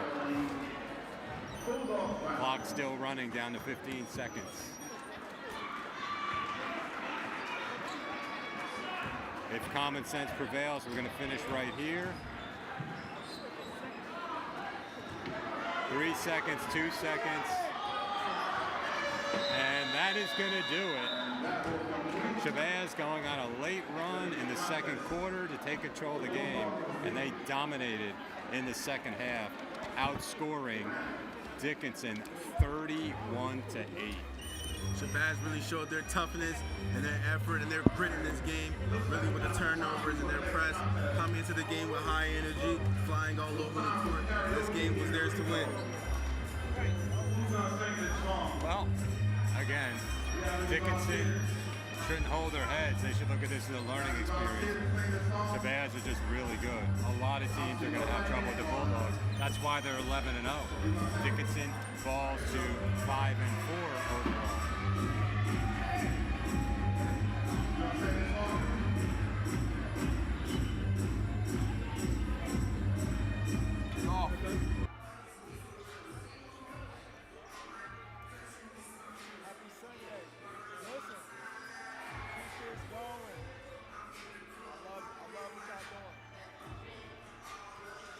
Jacket on or off?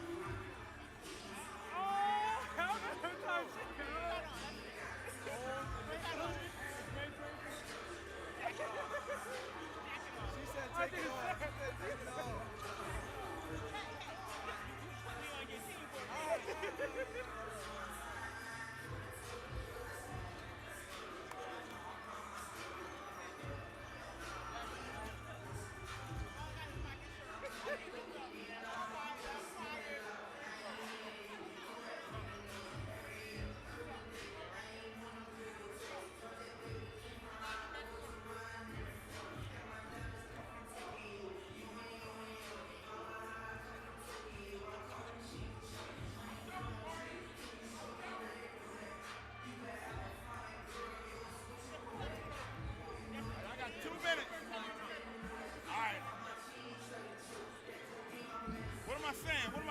I gotta hurry up.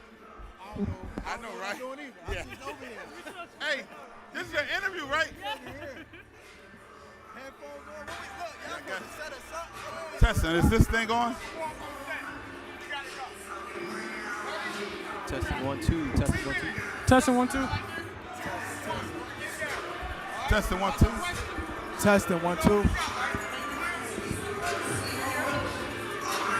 I can hear nothing. I don't hear. What should I hear? Testing 1 2. Testing 1 2.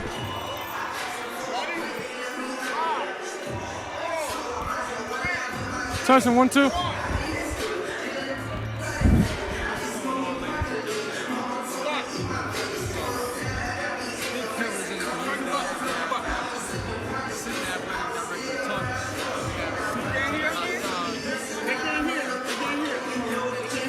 I can't. You can hear? You can hear everybody? Testing. All right, my first question, and we can start with the superintendent. Nights like this, what do you think it does for the community? Well, I mean, first and foremost, let me start by giving a shout out to Coach Mike Gordon on that 100 win. Definitely want to make sure we recognize him for that. But nights like this, man, these types of events, it really shows just how strong athletics are and what they mean for us, particularly in our urban environments. You know, our kids could be anywhere else tonight. Members of the community could be anywhere else doing anything else, but they're here tonight supporting a great showcase of talent, not just of our students in Plainfield, but students throughout the state of New Jersey. Something's happening too. Again, just really happy to be able to showcase some of the great things that you can do, and make sure not just our students but the community, those inside, outside, all understand you can do great things right where you are. You don't have to necessarily go to a private school or somewhere outside of your community. You can build great things right within your community. You can be great. You can achieve anything that you work for. One of the big things that we can say about Coach Mike and our boys basketball team is that they work. They work, and I do believe when you work, the work will show. And it doesn't necessarily matter where you're at. It's more so about the work that you put in. That's pretty good. And I guess, we're big on athletics, we're big on academics here, but there's something special about athletics. There's something special about sports that bring people together, that bring cultures together. How do you think, even events like this with basketball, how do you think it helps just the students? Hey, I mean, that's what this event was about, was being able to bring different communities together, and just showcase the great things that our student athletes are doing, both on and off the court, which is why we did the academic award during our halftime. Plainfield has a rich history and tradition of just being prideful fans, and we really lean into that and try to create an amazing experience for the fans and families that come out. Yeah. And just building on that, it's really important that we keep in mind that we have student athletes, right? We put the student first. Highlighting and elevating our student work, academics is extremely important, because if you don't hit those marks in the classroom, if you aren't a good student first, you can't come and represent out here on the basketball court, the baseball field, on the wrestling mat, you name it. You have to be a student first. So here in Plainfield, we're always elevating academic excellence. And lastly, I would say most importantly, tonight, these student athletes who are out here performing on one of the biggest stages in the state, this is building their confidence. And when they show up for school tomorrow, they're going to be ready to perform and to do their best inside of the classroom as well. I don't have no.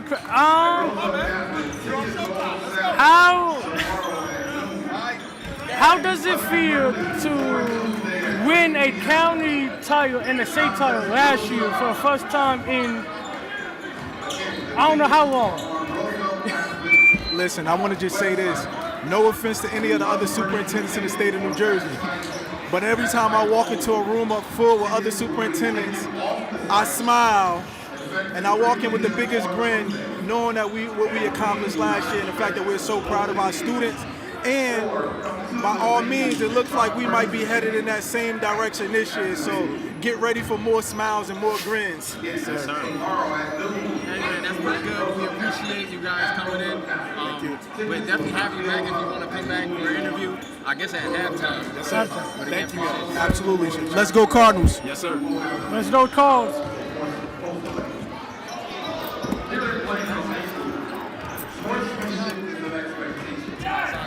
So let the players let the coaches coach. Let the officials officiate. Let the cheerleaders cheer. Let the spectators be positive.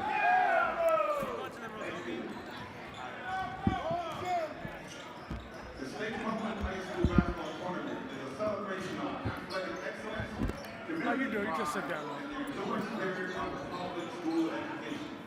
This event showcases student athletes who are dignified I have time or him or the venue. Because he's the main pillar of if he wants to. Okay, this one is clean. Wipe yours down. that defines public school athletics. The Plainfield Athletic Department, Park, and the coaches at PHS are proud to be able to facilitate this initiative and continue to raise the bar for high school athletics. We would also like to thank some of our sponsors, whether purchasing the funding items. You can be out if you want. I'll be here. Pizza and t-shirts. We would like to thank the MSU basketball program, Elizabeth Clark, Park Incorporated, the Queen City All-Star and Plainfield Plainfield Power football team, Mark Maneuver, Vintage Motor. I did these two. I do mine now. Cordero Hall, Joey Folk, Attorney Here he comes. You want me in or you want me out? It's up to you. I'm in. Again, thank you to our sponsors. Let me just wipe this down real quick. Yeah, let's go. Plainfield. Cardinal time. Hammer time. Yes, it is. Yeah, buddy. Let's do it.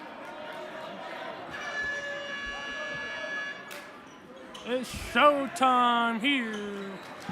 At Plainfield High School, the Yes. Rico Gymnasium.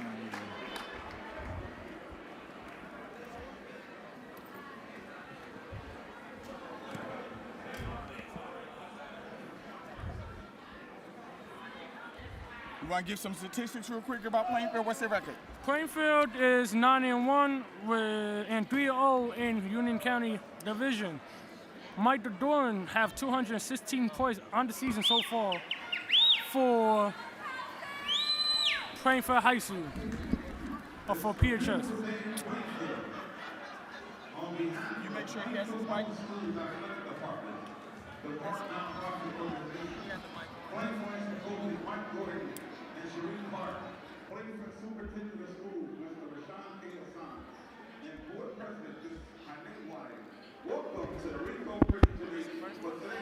I think we need to give a shout out to our Plainfield cheerleaders. If you're home watching, give the girls, the cheerleaders, actually give the cheerleaders a round of applause. Yes. Plainfield Cardinals, here we go. We're going to meet the starters. For Woodbury, a senior, number 5, Jalen Farmer. A junior, number 4, CJ Hood. A junior, number 3, So you can be next to your statistician. No, I'm going to just sophomore, number 2, fill in out. Smith. And the junior, number 0, Danny Williams. The head coach is Mark Furious Jr.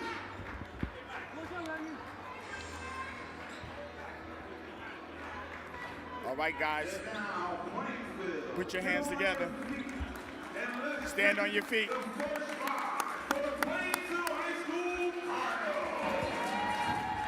It's showtime. What's up, lady? Lady Campcart in the house.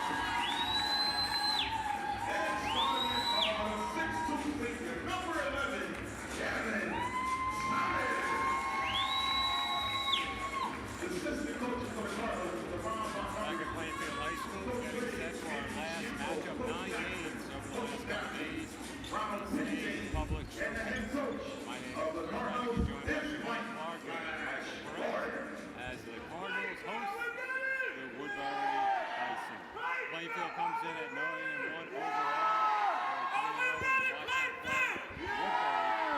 7 overall, 2-2 in conference action. Let's take a quick look at the starting lineup. Woodbury, we got with 5 guards. Devin Williams, a 6'1" junior. Ware Saber, Jamie Farmer, number 5.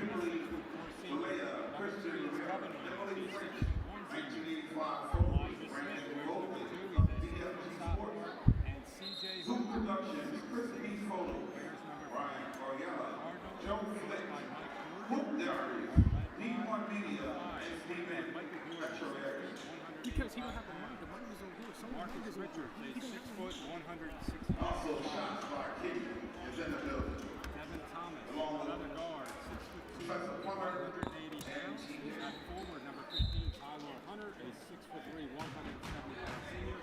At center, Rashawn Williams, a 6'4", 190-pound senior. Rear, he has a mic at Plainfield High School. The Cardinals win the opening tip. Plainfield has it first. Richards,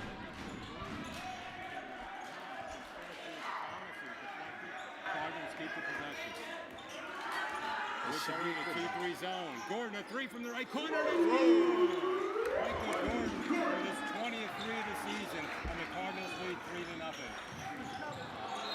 Here we go. Should be a big game for Micah. Turnover on the far side of the floor. Devin Williams couldn't catch the pass from, looks like twins, Kevin Williams. And Plainfield will have it for the second time. 3-0 Plainfield with 40 seconds. Thomas, right corner for Gordon. A pump fake. A low pass to Thomas. Thomas picks it up. Thomas, one dribble at three. That's no good off the heel of the iron. Williams chasing it down. Richards, a long three. It's good! Marcus Richards from downtown, and the Cardinals lead 6-0. He can hit that shot. All day. We had 6 threes last Saturday afternoon. 3 against Scotch and 4 on Thursday. So Richards really hitting from long distance. Woodbury misses a 3. Here's Thomas driving right baseline. Missed reverse layup. They fight for it. Hunter on the pogo stick. Hunter comes down with it. We have a whistle along the baseline, and it's going to stay with Plainfield. Personal foul, charge number 2. Line Smith is first. He's ready. Looks like Woodbury will pack in a 2-3 zone. Williams to throw it into the right of the basket. Out front for Gordon. Gordon holding. Richards on the weak side. Here's a cut from Hunter. His short jumper's no good off the back rim. Good look by Williams finding Hunter. Hard drive to the basket. It's ripped away by Thomas. Here come the Cardinals. Good pass. What a pass. Intended for Richards. It was the right idea for execution. Yeah, for sure. And that's one of the things the Cardinals are able to do, use their defense to get out in transition, get some easy passes. This team has scored over 50 points in the first half of a couple games this season. Like you saw, Shabazz scored 50 in the first half of our previous game. Yes. Absolutely. Mike Gordon has done a great job with prepping these young men to move the ball fast. Pressure, defense, score fast. Little confusion with the referees. And now it's going to stay with Plainfield. Plainfield leads 6-0 on 2 3 balls. 1 from Gordon, 1 from Richards. Looks like we have a Reversing the ball, and they're looking for that 3 in the left corner from Richards on an illegal screen. The house is filling up tonight. Last game of the evening. 6-game marathon. Yes. Cardinals picking up 3-quarter court, man-to-man. Smith with a hard drive, jumps in the air to pass, throws it to Thomas. Williams filling the lane. Thomas takes it up and lays it in. Good body control by Devin Thomas, and the Cardinals lead 8-0. That's a good bucket from Dev. Cardinal defense, pressure, and up.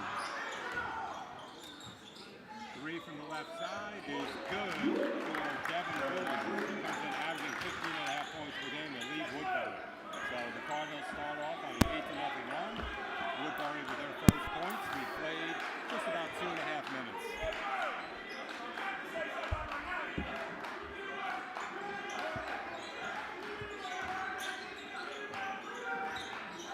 Richards thought about another long one. Thomas will take it. It's good. So 3 threes, and we haven't even played 3 minutes for Plainfield. Cardinals up 11-3. That's pretty amazing. Let's go. Let's go Plainfield.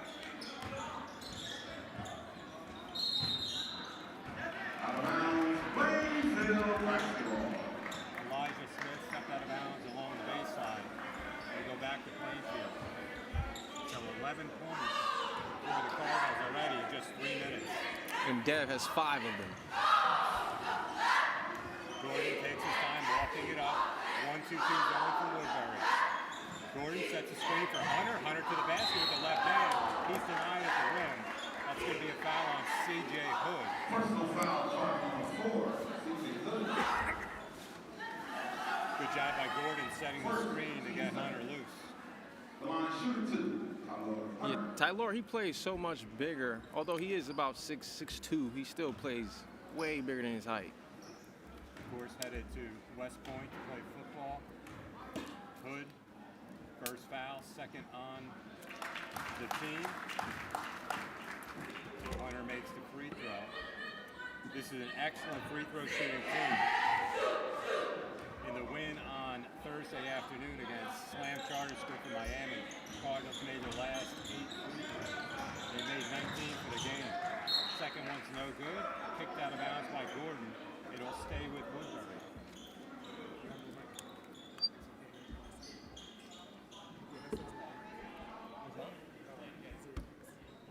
We can hear you. I thought this was all from before. 12-3 Plainfield on top. 4:35 to go in the first quarter. Cardinals in a man-to-man defense. Farmer driving. Shut off by Hunter. And we're going to have a traffic ball.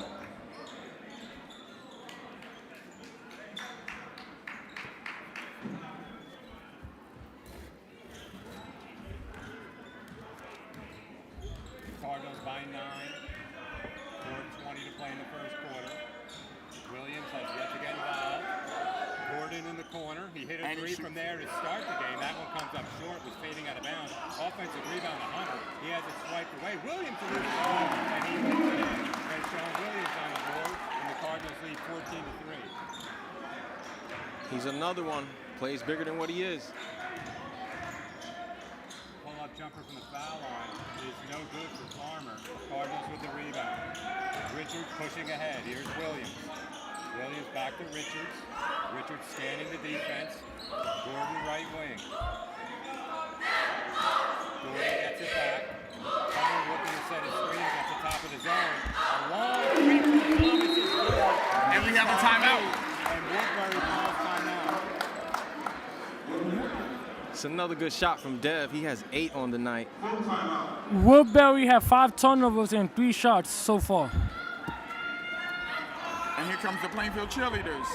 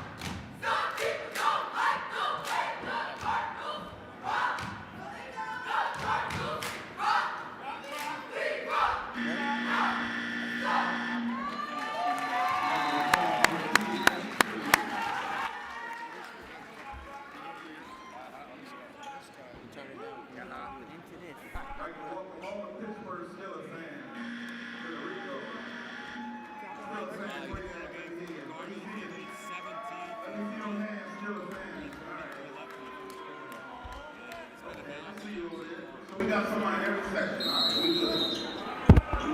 See what my help is. Cardinals applying pressure. Turn this mic up. It's not this mic. You're talking into this. Turn this up. You're using that. All right, let's do it. 17-6 score. Gordon fakes a three, drives to the basket, and shovels it up and in. Acrobatic move by Gordon to avoid the defense. We've just been used to that for about 5 years if you knew him in middle school. Yeah. Left-handed layup is good for Farmer. 19-6 Cardinals. Hunter, high post, rattles home. I love his shot. Well, this team can really shoot the ball, and they're putting it all on display tonight. Putting the pressure on. Cardinals by 13. Farmer working one-on-one, tries to drive on Hunter. Couldn't get the shot off. Hood, right side. Hands it back out to Kevin Williams. Kevin Williams attacking Thomas. Left baseline. Hood misses badly. Hunter grabs it out of the air, finds Richards heading up the near side. Cardinals lead by 13. We near 2 minutes to go in the first quarter. Hunter looking for the cutter. Now get it out and reset up the offense. Williams to the basket with the right hand and the foul. This is a really good basketball team. Yes, they is. And they're just getting better as the season progresses. They got a couple of key players back. So.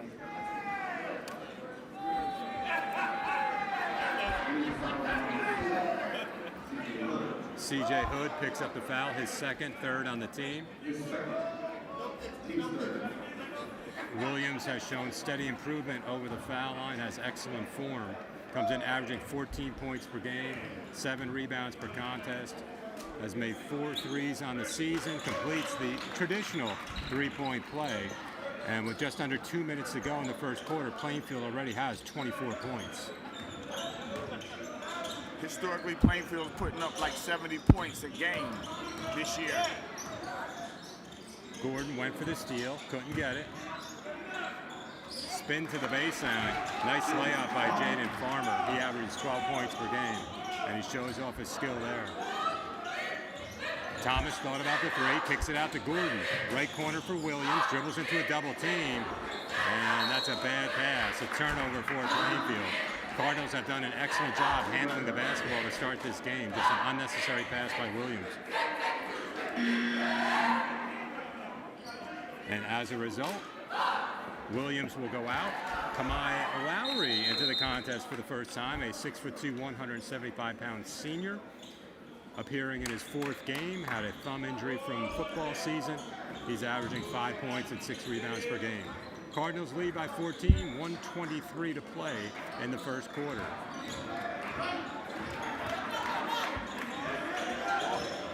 Cardinals really picking it up on the defensive end. A deep three from the right side, and that's good for Devin Williams.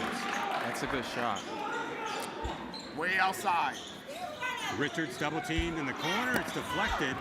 Thomas tries to foul, doesn't get it, and now a layup for Devin Williams. So he has 5 quick points in the last 15 seconds or so, and Woodbury right back in it, trailing 24-15.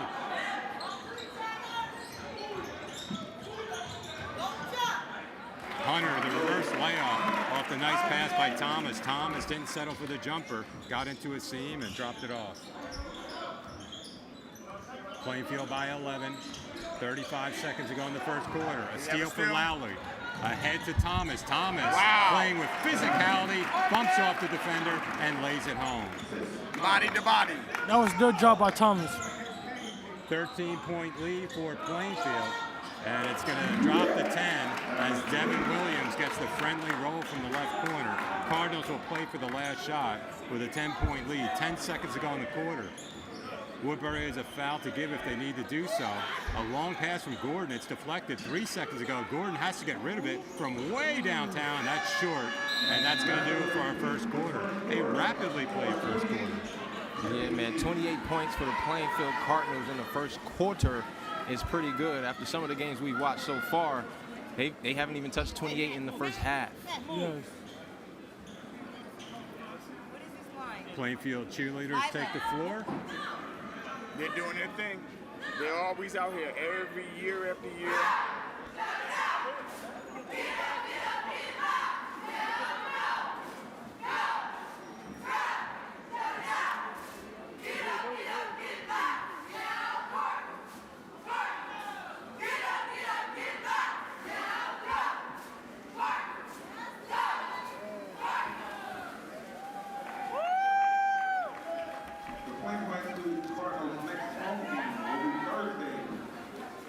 It's been a long day.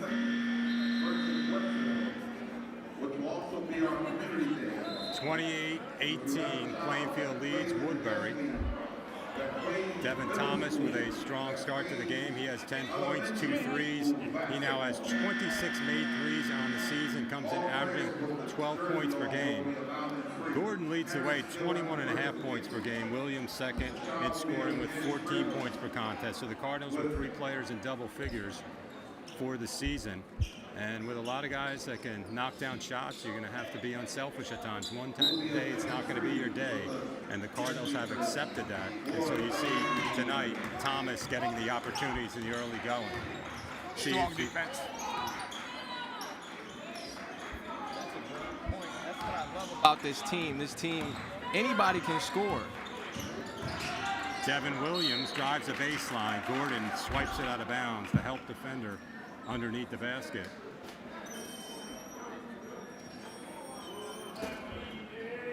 Not sure what the official was signaling there.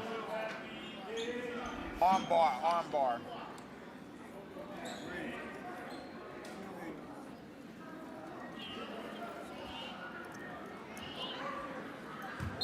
No foul called. Smith left of the circle.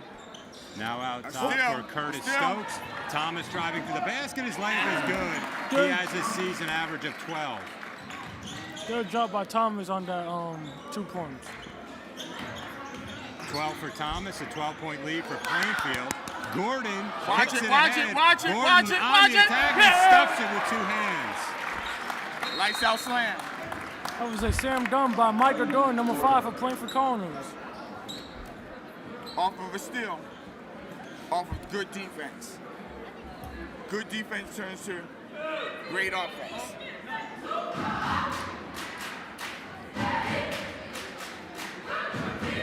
And again, back to what I was saying earlier, Mike Gordon, it is a huge emphasis on pressuring the ball, suffocating defense, fast break points, and getting straight to the basket.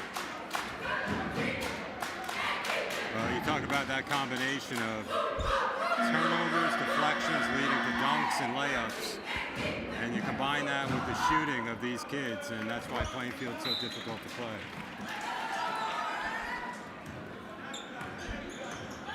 A 14-point lead for the Cardinals.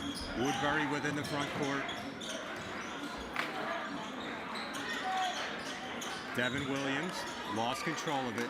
He has 11 for Woodbury. So comes in averaging 15.5, well on his way to getting that. Farmer muscling in the lane, he lays it in over Gordon. Thomas, top of the key, a wide open 3, it's good! Devin Thomas from long range, 3 threes, and the Cardinals lead by 15. That fast. He's got 15 on the night. That was a good shot by Thomas on the 3-pointer. The answer from Farmer, he hits a left corner 3, and just like that, it's a 12-point lead for Plainfield.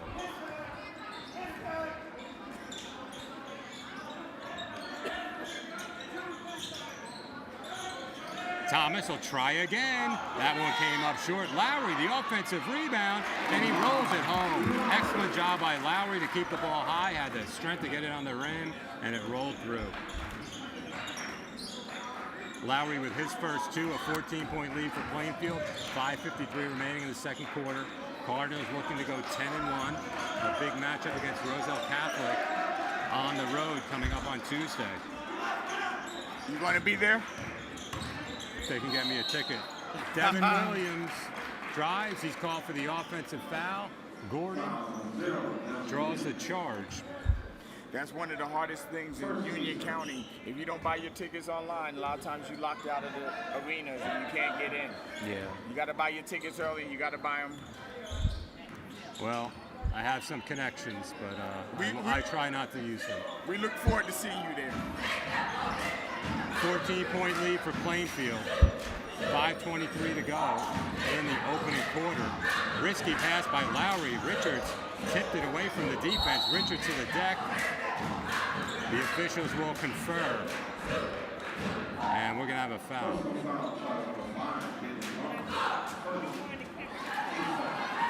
Farmer picks up his first, team's second. Plainfield will throw it in along the far side. Gordon holding, surveying the defense.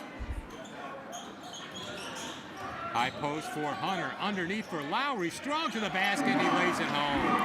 Excellent ball movement by the Cardinals. Lowry has 4. It's a very unselfish team. Very balanced score sheet to start it. Thomas ahead of the field, lobs it up for goal, and he stuffs it over a defender. What a play by Thomas and Gordon. You're supposed to touch your head after doing something like that. Oh, wow. What done for Mike This Gordon. game could get really away from them if they don't take care of the ball. Yes, it can.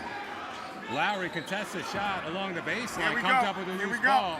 3-on-2. Lowry to the basket. His layup is no good, but he'll get a couple of free throws. Well, when you talk about Plainfield and Gordon dunking, he's so used to it. And also, he knows the commitment this team has to defense, to play defense. He just runs right back down the court. Yes, sir. Most of us sitting here don't have that experience of, throwing one down, so we can only imagine. Mind you, that was probably not his most impressive, but his most contested dunk. He just literally dunked over someone's son. Did you see how the rim had love for him? It wasn't a perfect pass from Thomas, but he also said, I'm just going to try it. He did that so many times last year to Ja Hines, and why not try it again? A foot difference, though, in who you're throwing it to. Plainfield by 20, 4:14 remaining in the second quarter. Yes, Steal sir. by Richards. That should be a breakaway. Breakaway. That's a breakaway. Unabated to the basket. Do they call That's clear what pass? he did. He did that. Intentional foul. Intentional foul. That's a technical. Yes. He was holding him today. He was holding his jersey to stop him from breaking the leg. He was wrapped around his waist. He was making sure he wasn't going to go. Yeah. Marcus Richards to the foul line. His scoring average has jumped up with his recent flurry of threes. He rolls in that free throw. He's now got 4 points. Gordon opened the scoring for Plainfield with a right corner three. Then Richards hit one from long range. And you talk about the way they share the ball. Richards hasn't had a shot since, and now he gets a couple of free throws. Correction, not a breakaway, an intentional foul. That's what that was, an intentional foul. We have 4 minutes and 9 seconds to go in the second quarter, and Plainfield already has 45 points. It looks like the house is becoming more full as time goes on. Yes, it does. Woodbury applying 1-2-2 pressure. Gordon holding out in the center circle. Thomas, high post for Williams, lost it. It's tipped back to Thomas. Now Gordon will look to reset it. Skip pass near side for Williams, didn't want the three. Gordon will take it from top of the key, and it's good. Another three ball for the Cardinals, and the lead is 25. Michael going to shoot threes from anywhere, it seems like. Devin Williams misses a three from left of the arc. It rolls out of bounds into the Plainfield bench. Dev with 15 and Michael with 12. Thomas with 3 threes, Gordon with 2, Richards with 1. You have a lot of talent on this Plainfield team. They can easily go 6, 7, 8 deep. Richards splits defenders. Lowry wants it in the corner. Good decision to throw it out to Richards. Richards probing. Williams needs to meet the ball. It's stolen. Let's see what happens. Now a foot race to the basket. Contact, but no whistle. Devin Williams is trying to finish at the rim. So give Williams credit for hustling back into the play. Great contest. 2:50 to go in the second quarter. Cardinals by 25. Gordon, a jump pass left corner for Richards. His three is short. That was contested. Offensive rebound to Williams. He misses from the doorstep. Loose ball foul. This will go on the Cardinals. Number 2, Lowry.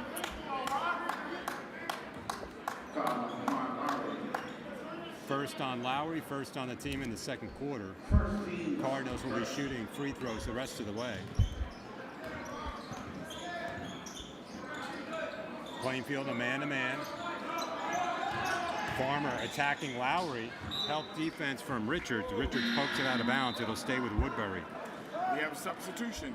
This team has quick hands on defense. Quick feet, quick hands.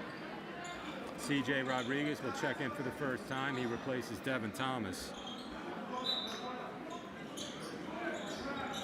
Rodriguez, a 5'10", 165-pound senior, has worked a lot on his shooting. He's hit 4 threes in limited opportunities. He's appearing in his 7th game for the Cardinals. Usually provides good defense. Walking. Plainfield will get it back, up 48 to 23. 2:06 to go in the first half. Somebody told me there's a boardwalk around. Walking.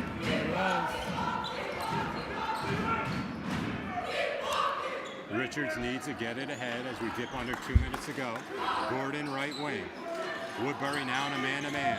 Gordon off the screen. Gordon to the foul What line. a pass. Bounces for Lowry. Oh. Lowry lays it in. Off the glass. Sweetness. He's got to dunk that if we're being honest. Yes, you do. Here we go. Here we go. Gordon to Lowry. Lowry along the baseline. Muscles it home again. Lowry has gotten into the flow off the bench. He's up to 10 points, his season high.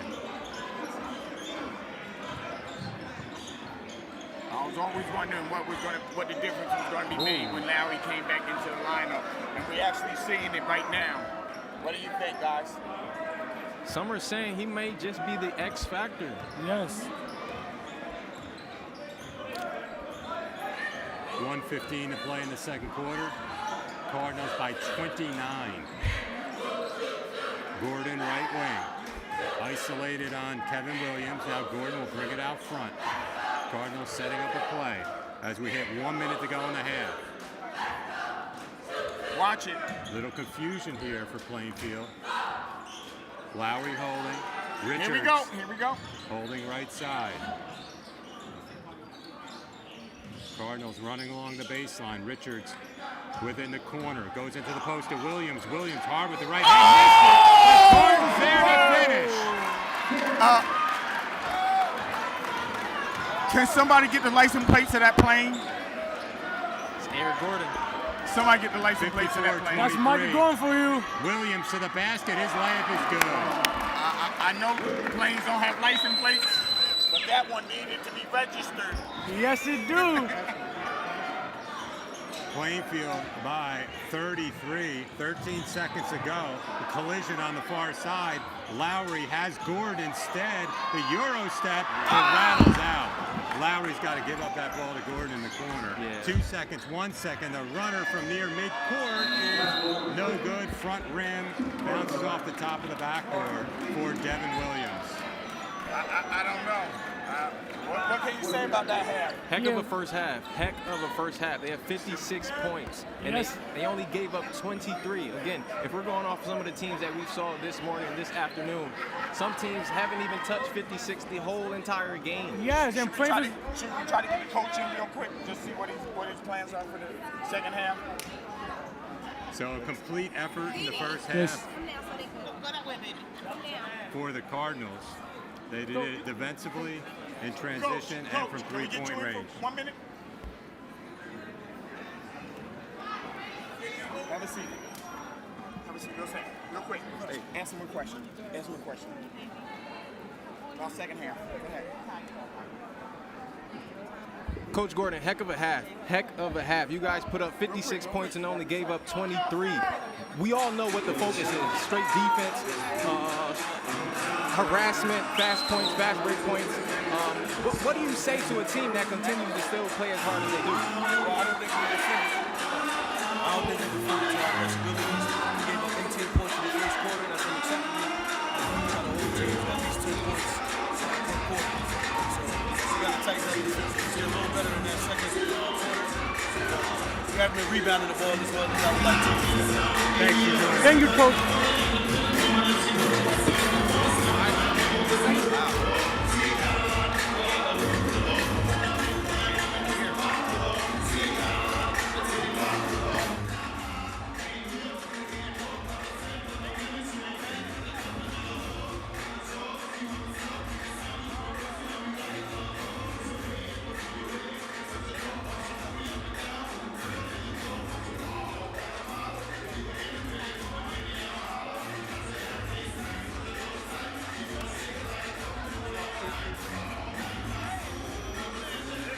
Yeah. So if you're watching this game and you're an opponent getting ready to go up against Plainfield, what do you do? What do you do? What do you do? What do you do if you're an opponent and you're watching this kind of a turnout, this kind of a blow up, this kind of an explosion, this kind of excitement? What do you do? If you are, You pray. You pray. if you're an opponent, you do pray, because you put against a number one ranked team in the state of New Jersey, and Plainfield is a good team. They're gonna keep getting points and they're gonna run up the scoreboard as much as they can. I just didn't think when we had the big man last year, Hines, that we could actually improve upon some of our rebounding, some of our speed, some of our defense. It's amazing. Well, they move so much quicker. I'll say that. They move so much quicker compared to last year. Even without Hines, I feel as if we played so much bigger. Tylor, again, plays bigger than what he is. Rashawn Williams plays bigger than what he is. Micah Air Gordon plays bigger than what he is. As you see, catching the missed layup and putting it back for a dunk. This team is very good. They're fast. They harass the ball. And the last time Plainfield the first time this season, Plainfield got a 92-point game against Camden in a tournament. I don't know what tournament it is, but Plainfield could get points, and Plainfield could score points. And Taylor Hunter, when he gets hot, that's just another explosion right now. Yes, it is. It looks like I'm watching a volcano exploding right here in Plainfield. We go Perennial Gymnasium. Mind you, it hasn't even erupted yet. It haven't. You mean to tell me the boilerplate is just about ready to erupt? Yes. You mean to tell me that the bottom of that volcano is just boiling? It's still boiling. It's still boiling. We got a whole nother half. Who knows? Mike, I don't think Coach Gordon is going to loosen up the defense or loosen up anything just right now.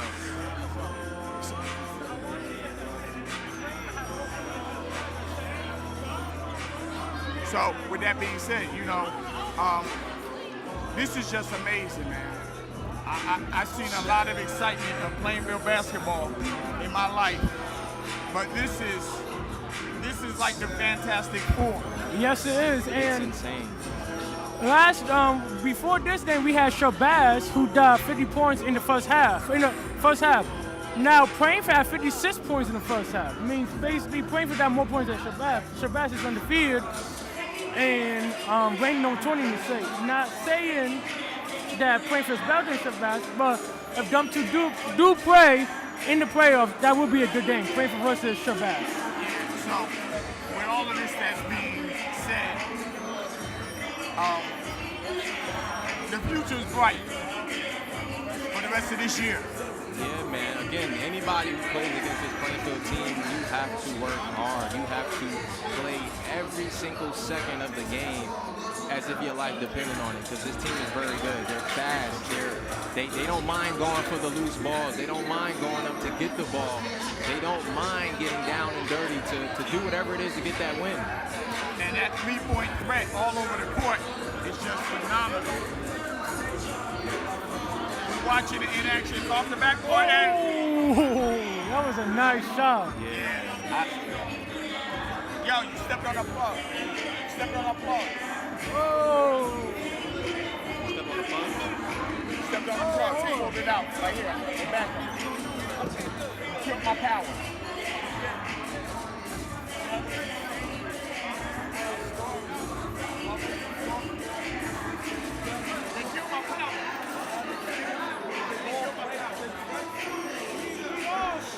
We lost the whole game. I don't know what happened.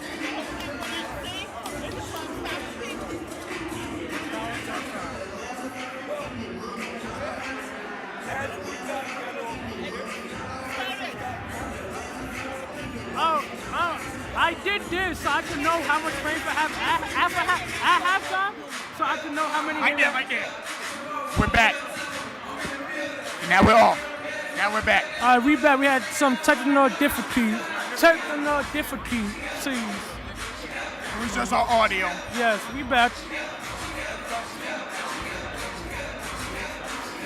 Yeah, let's talk about Plainfield and how Plainfield this year, everyone thought compared to last year, Plainfield won the state title and county title. John Hines left the team and went to college. Some people did Plainfield wasn't going to be how it was last year. And Plainfield's right now 9-1. And been playing one of their, been playing some. Is that win today? Huh? You counting this as a win today? No, 9-1 overall. We're out today. So after today? After today, they would be 10-1 if they do win. They going to win, but Yeah. I don't know. What can you say? They're playing some out of this world basketball. Yes, and now I'm gonna say this: Plainfield's the number one team in New Jersey, and Plainfield's a team to beat in New Jersey at the moment because Plainfield's a team that it seems like no one can beat with. I mean, I'm not saying nobody can compete with them, but I'm saying that they're very competitive. In the count, I didn't mean to. You're good. Come on, talk to me. I didn't mean that no one could beat them. I'm just saying in the county-wise, Plainfield beat almost every single team in the county, in Union County. Well, they're just getting ready to enter into a deeper Union County run this year. Yes. I mean, we don't see what happens, but yeah. So talk to me. Where can they watch this video? You got to watch the video on YouTube at the Plainfield Public YouTube channel. This is our last game of the State Public Tournament that we have here this year, 2026, State Public. And yeah. And we've been here all the way since the beginning. Yes, we've been here all. It's been a pleasure working with you. Me too. We've been here all the way since the start of this game. Means. No, not the start of this game. Okay, the start of the first game at 10 a.m. or 9 a.m. Yeah. So. I feel like for the opponent, Woodbury, I feel for them to even try to have a chance to come back, they have to do something. Not saying that right now, Woodbury defense and offense is struggling against this Cardinals defense. And, the Cardinals played good defense and offense so far this season. And they're keeping it up. Yeah, and Woodbury, nothing to take anything away from them, but I don't think they've seen this much speed. Yeah, I don't think they've seen this much tenacity. Yeah, I don't think they see that much speed. The last couple of days they've been playing against means, the speed is new to them. And they have to play how Plainfield play. Don't post any pictures of me. They have to match the energy.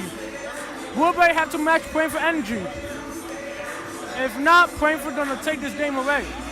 Well, I know one thing. I'm getting to the game early on Tuesday because I'm getting inside and I'm gonna get my camera spot and I'm gonna record. I won't be at the game Tuesday. I will be at work, but I will be watching the game at home Tuesday night when they play, or Tuesday afternoon.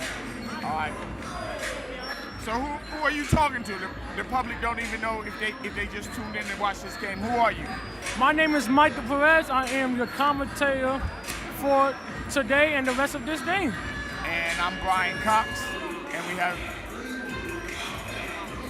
Jamar. Where you at? He's in the back. So this is just a great day.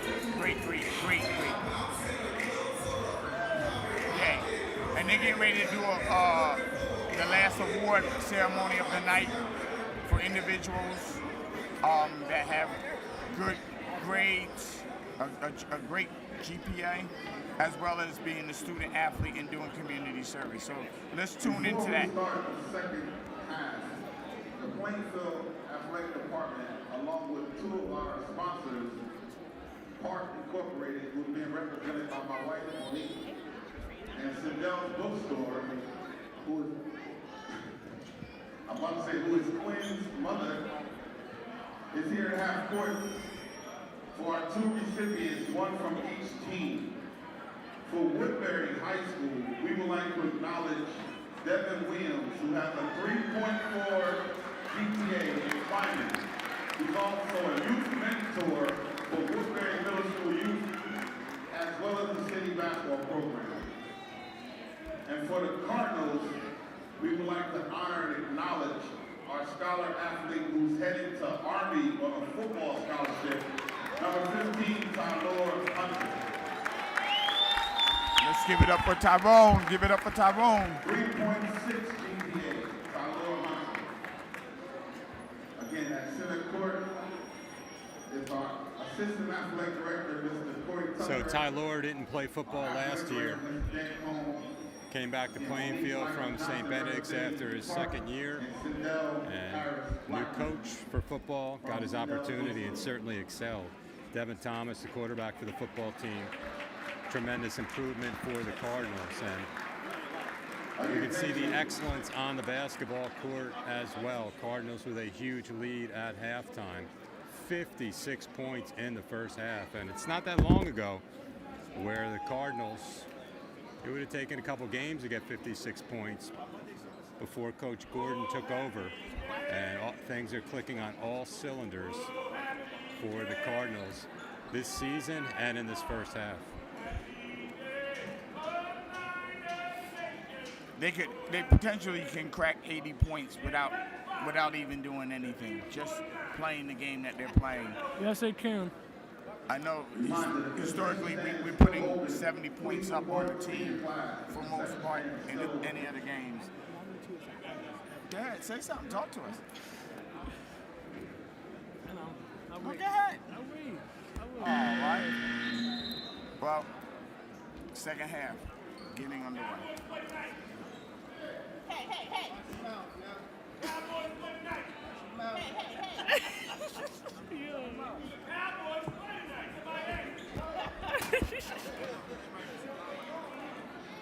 Woodbury back out on the floor, waiting for the Cardinals as they get a last word of instruction from Coach Gordon. Plainfield will go the same lineup that started the game, as will Woodbury. For Woodbury, Devin Williams, Kevin Williams, Jaden Farmer, Elijah Smith, and C.J. Hood. Richards with the ball for Plainfield. He's joined by Gordon, Williams, Hunter, and Thomas. It should be an easy second half. Thomas holds right wing. Right block to Hunter, who finds Williams. His reverse layup is good. Excellent block-to-block pass.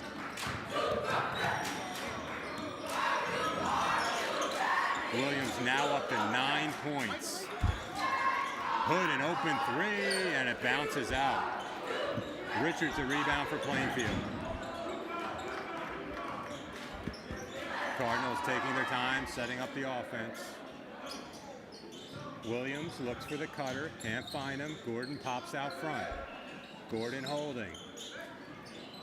Richards top of the key. Gordon attacking. Gordon, the shoulder to the baseline. His layup is good. There's the strength of Gordon. Got all the way to the basket and got the layup. Cardinals up by 37. Back the other way. Have a miss underneath. Thomas blocked it. Farmer tried to go up with it. And the Cardinals continue to put the effort in on both ends of the floor. At this point, we have the running clock. Williams short on a three, trailing the play. No. Tripped on the ball. He did trip on the ball. We saw. I think that was a kick ball. Isn't that what you call it when you kick the ball? Yeah. Nonetheless, it'll be Woodbury ball. Maybe the officials showing a little bit of heart considering the circumstances. I'm sure.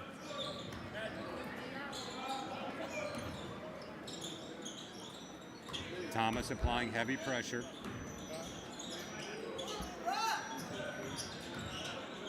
Pull-up pop from left of the lane is good for Kevin Williams. Kevin Williams limping. He's limping. Richard, a corner three. No good off the back iron. They fight for it. Stay here. Last touched out of bounds by Farmer.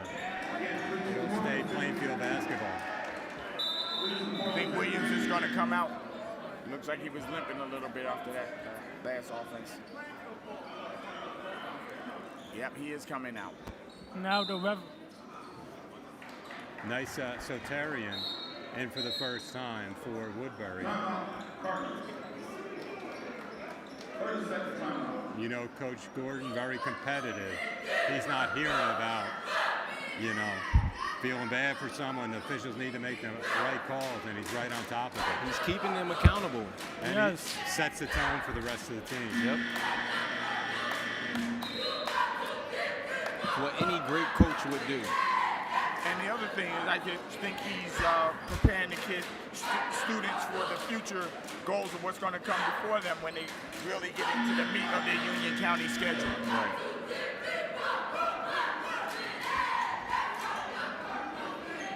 So Woodbury will take over. The timeout allows the Cardinals to set up in a press. Smith will walk it up against pressure from Richards. 5:20 to go. Pass underneath for Farmer. He's bumped and will have a foul on Plainfield. Is it me or does it look like the Woodbury fans left? Well, they would have a long drive, so I hope that they didn't leave yet. You give them credit for coming up here and taking on this difficult task, walking into the lion's den, so to speak. Absolutely. Yes. South Jersey basketball has nothing on North Jersey basketball, just saying. Tough loss for Woodbury on Friday night, lost 69-35. Wow. But that was probably nothing like the buzzsaw they've run into tonight. Head coach is Mark DeRogeris. Woodbury in a man-to-man. The handoff to Richards. Rodriguez cuts through a Gordon three from the left side, and that's good. He's such a smart player.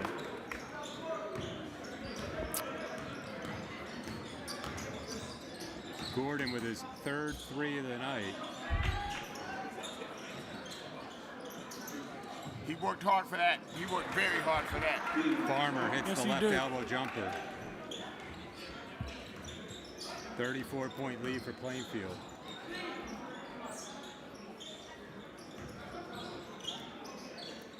What's on the menu? What's on the menu? It looks like it's CJ Rodriguez, the tip in and the foul. His first 2 points of the night. looks like everybody's getting an opportunity to eat tonight. All of the players are getting in the game and they're scoring some points. Let's see what the coach does. And this goes back to what I was saying about this Cardinals team, right? They play above the rim. Look at that. Look at that. Just what you were talking about. Richards wide open for three. That rattles out. So after hitting his first, he's missed three in a row. That was a good look from top of the key. Yes, Richards sir. is able to save it, but he threw it right to Kevin Williams. Good idea. Kevin Williams to the basket, setting up a three from the right corner. That's no good. Farmer couldn't hit it. Now a three by Smith. That's no good. Offensive rebound to Soterian. Soterian from right of the lane. That's short. Williams a rebound for Plainfield. Richards ahead of the field. A little body contact. Missed the layup. Woodbury with the basketball.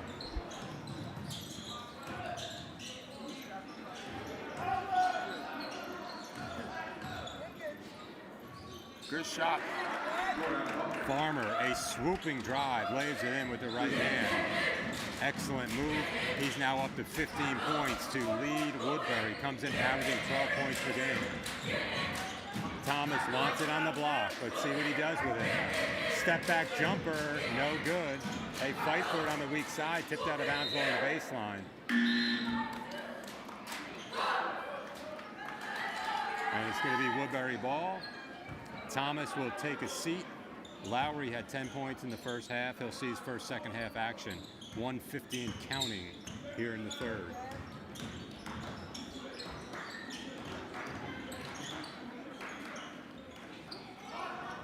Pull-up jumper's no good for Smith. Lowry into the front court. Richards, another three. This one's off to the right. Could see where it was going from where we were lined up. Yeah, absolutely.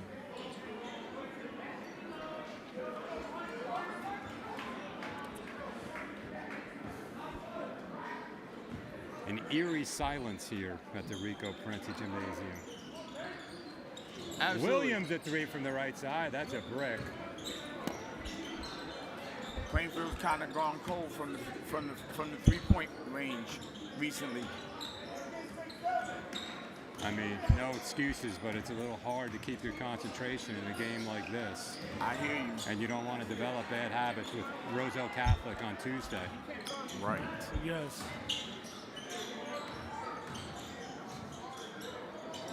That was a strong move. Farmer over Gordon.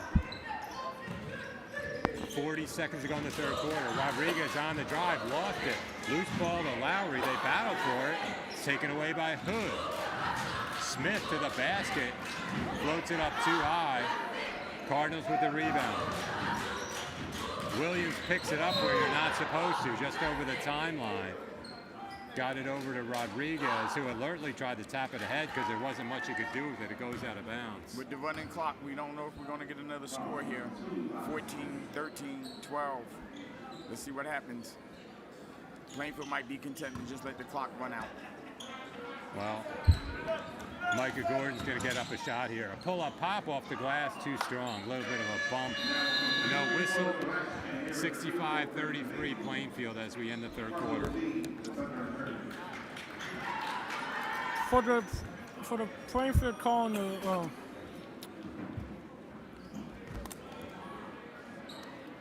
yeah, what were you going to say? Woodbury got 10 points so far in the third quarter, and Plainfield got. And here with Plainfield cheerleaders.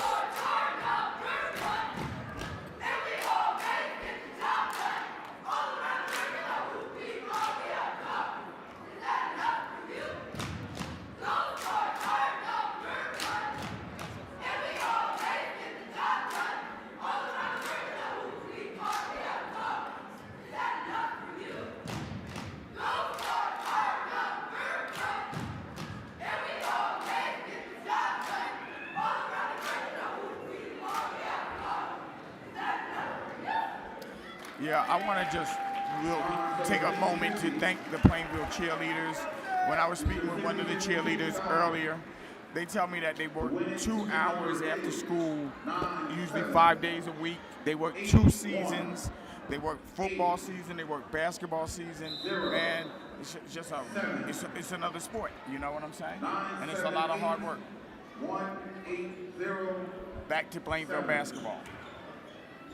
Please come to the score table. Elijah Pierre checks in for Plainfield, a 6'1", 160-pound junior. Excellent shooter.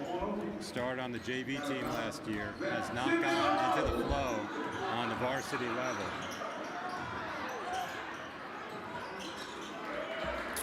Farmer rolls it in. Shooter's touch. He's got 17.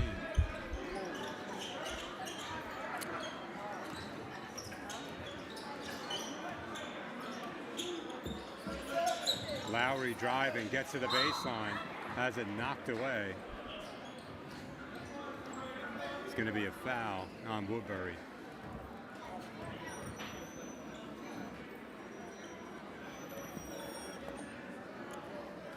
Looks like I'm going to get home a little earlier than I intended to tonight.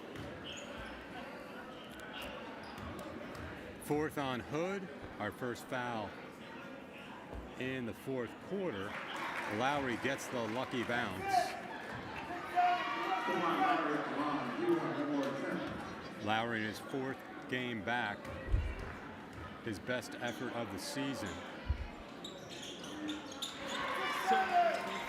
He's up to 12 points.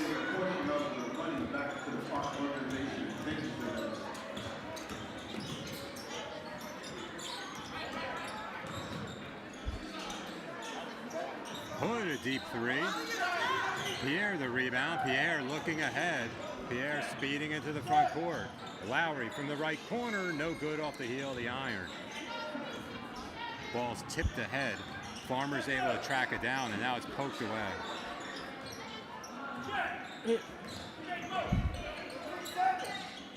Pierre, a three from the right corner, and that's an air ball. So Lowry returned the favor. Pierre couldn't knock it down either, and Woodbury has in the front court. Hood will try another three. Weak side rebound to Lowry. 67-35 Plainfield. 5:50 remaining. Gordon on the attack. Gordon in the lane, scoops it in with the right hand. He's so smooth. Mission control, we have takeoff.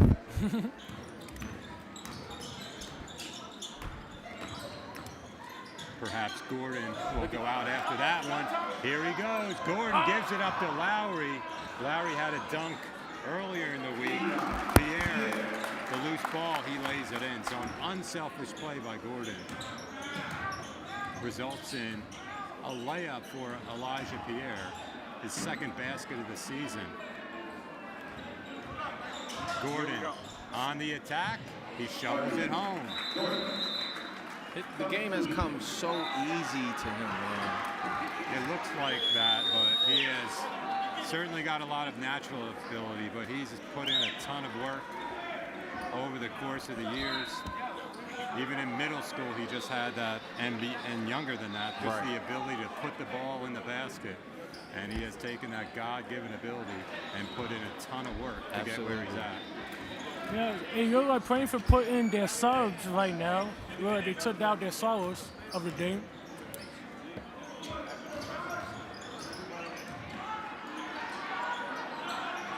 Ahmad Lassiter applying the defense. Lassiter Lassiter with the block.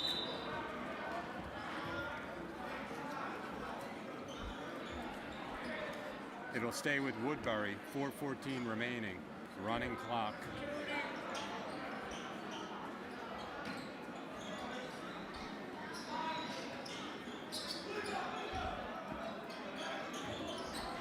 Kion Jones, the freshman, number 13 into the game. Smith buries a three, comes in averaging 6 points per game. He is up to 7.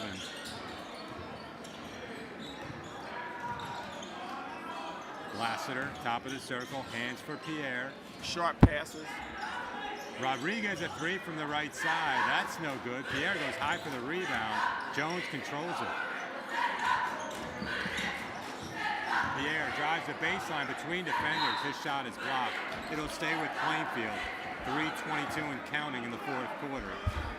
Cardinals by 36.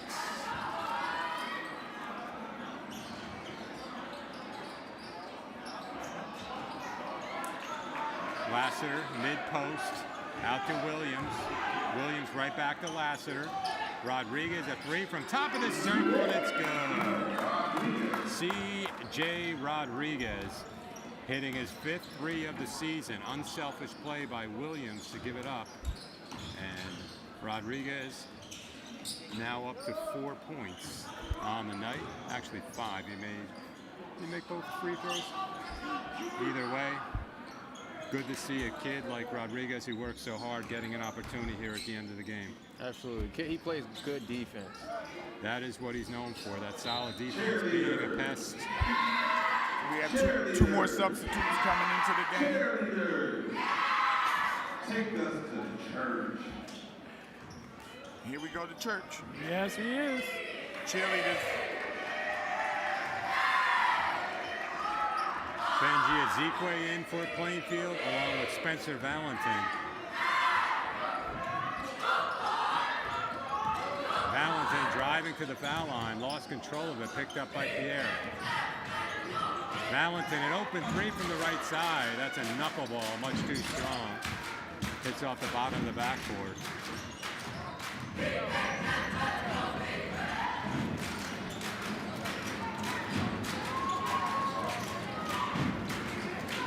Farmer's played a good game, continuing to attack. He's a senior. He can add to his 17-point total here. Who does Woodbury have coming up in the next couple of days? You have to check your schedule. For those that are watching.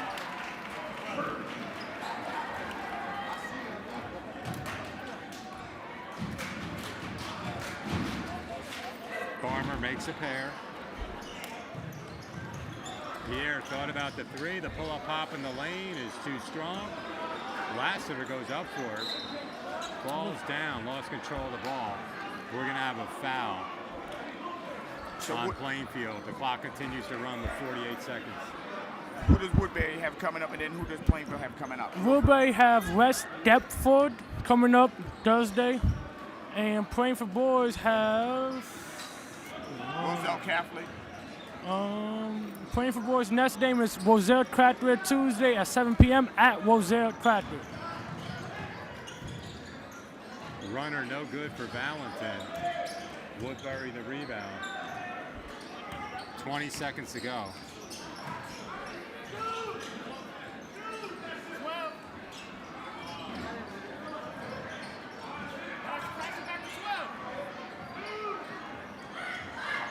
Five seconds. We'll see if we get one more shot. We do. Not a good one. At the buzzer. Shot is blocked.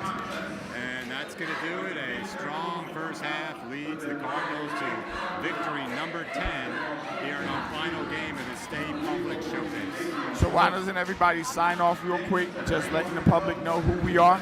Starting to my far left. Chris Radicke. Brian Cox. Michael Perez. And we are here at Plainfield TV, and we just want to say to our watching audience, come out and support Plainfield basketball, support the girls, the boys, the cheerleaders. Come out and just have a good time. And I want to just say thank you, and we're getting ready to sign off for the evening. And we would be remiss if we didn't give our IT department a round of applause. Yeah, IT, man. IT did their thing Yes, by setting us up today. Yes, thank to IT for everything and for this event. Right, shout out to everybody, man. The superintendent came through, assistant athletic director Tuck, athletic director Cole, all the staff, everyone who had their hand in this pot, helped put this program together, right? Stayed public, again, which is huge. All the teams that came up and competed hard. Again, we appreciate you guys, man. And this is the first year for this, right? So hopefully we'll make this an annual event.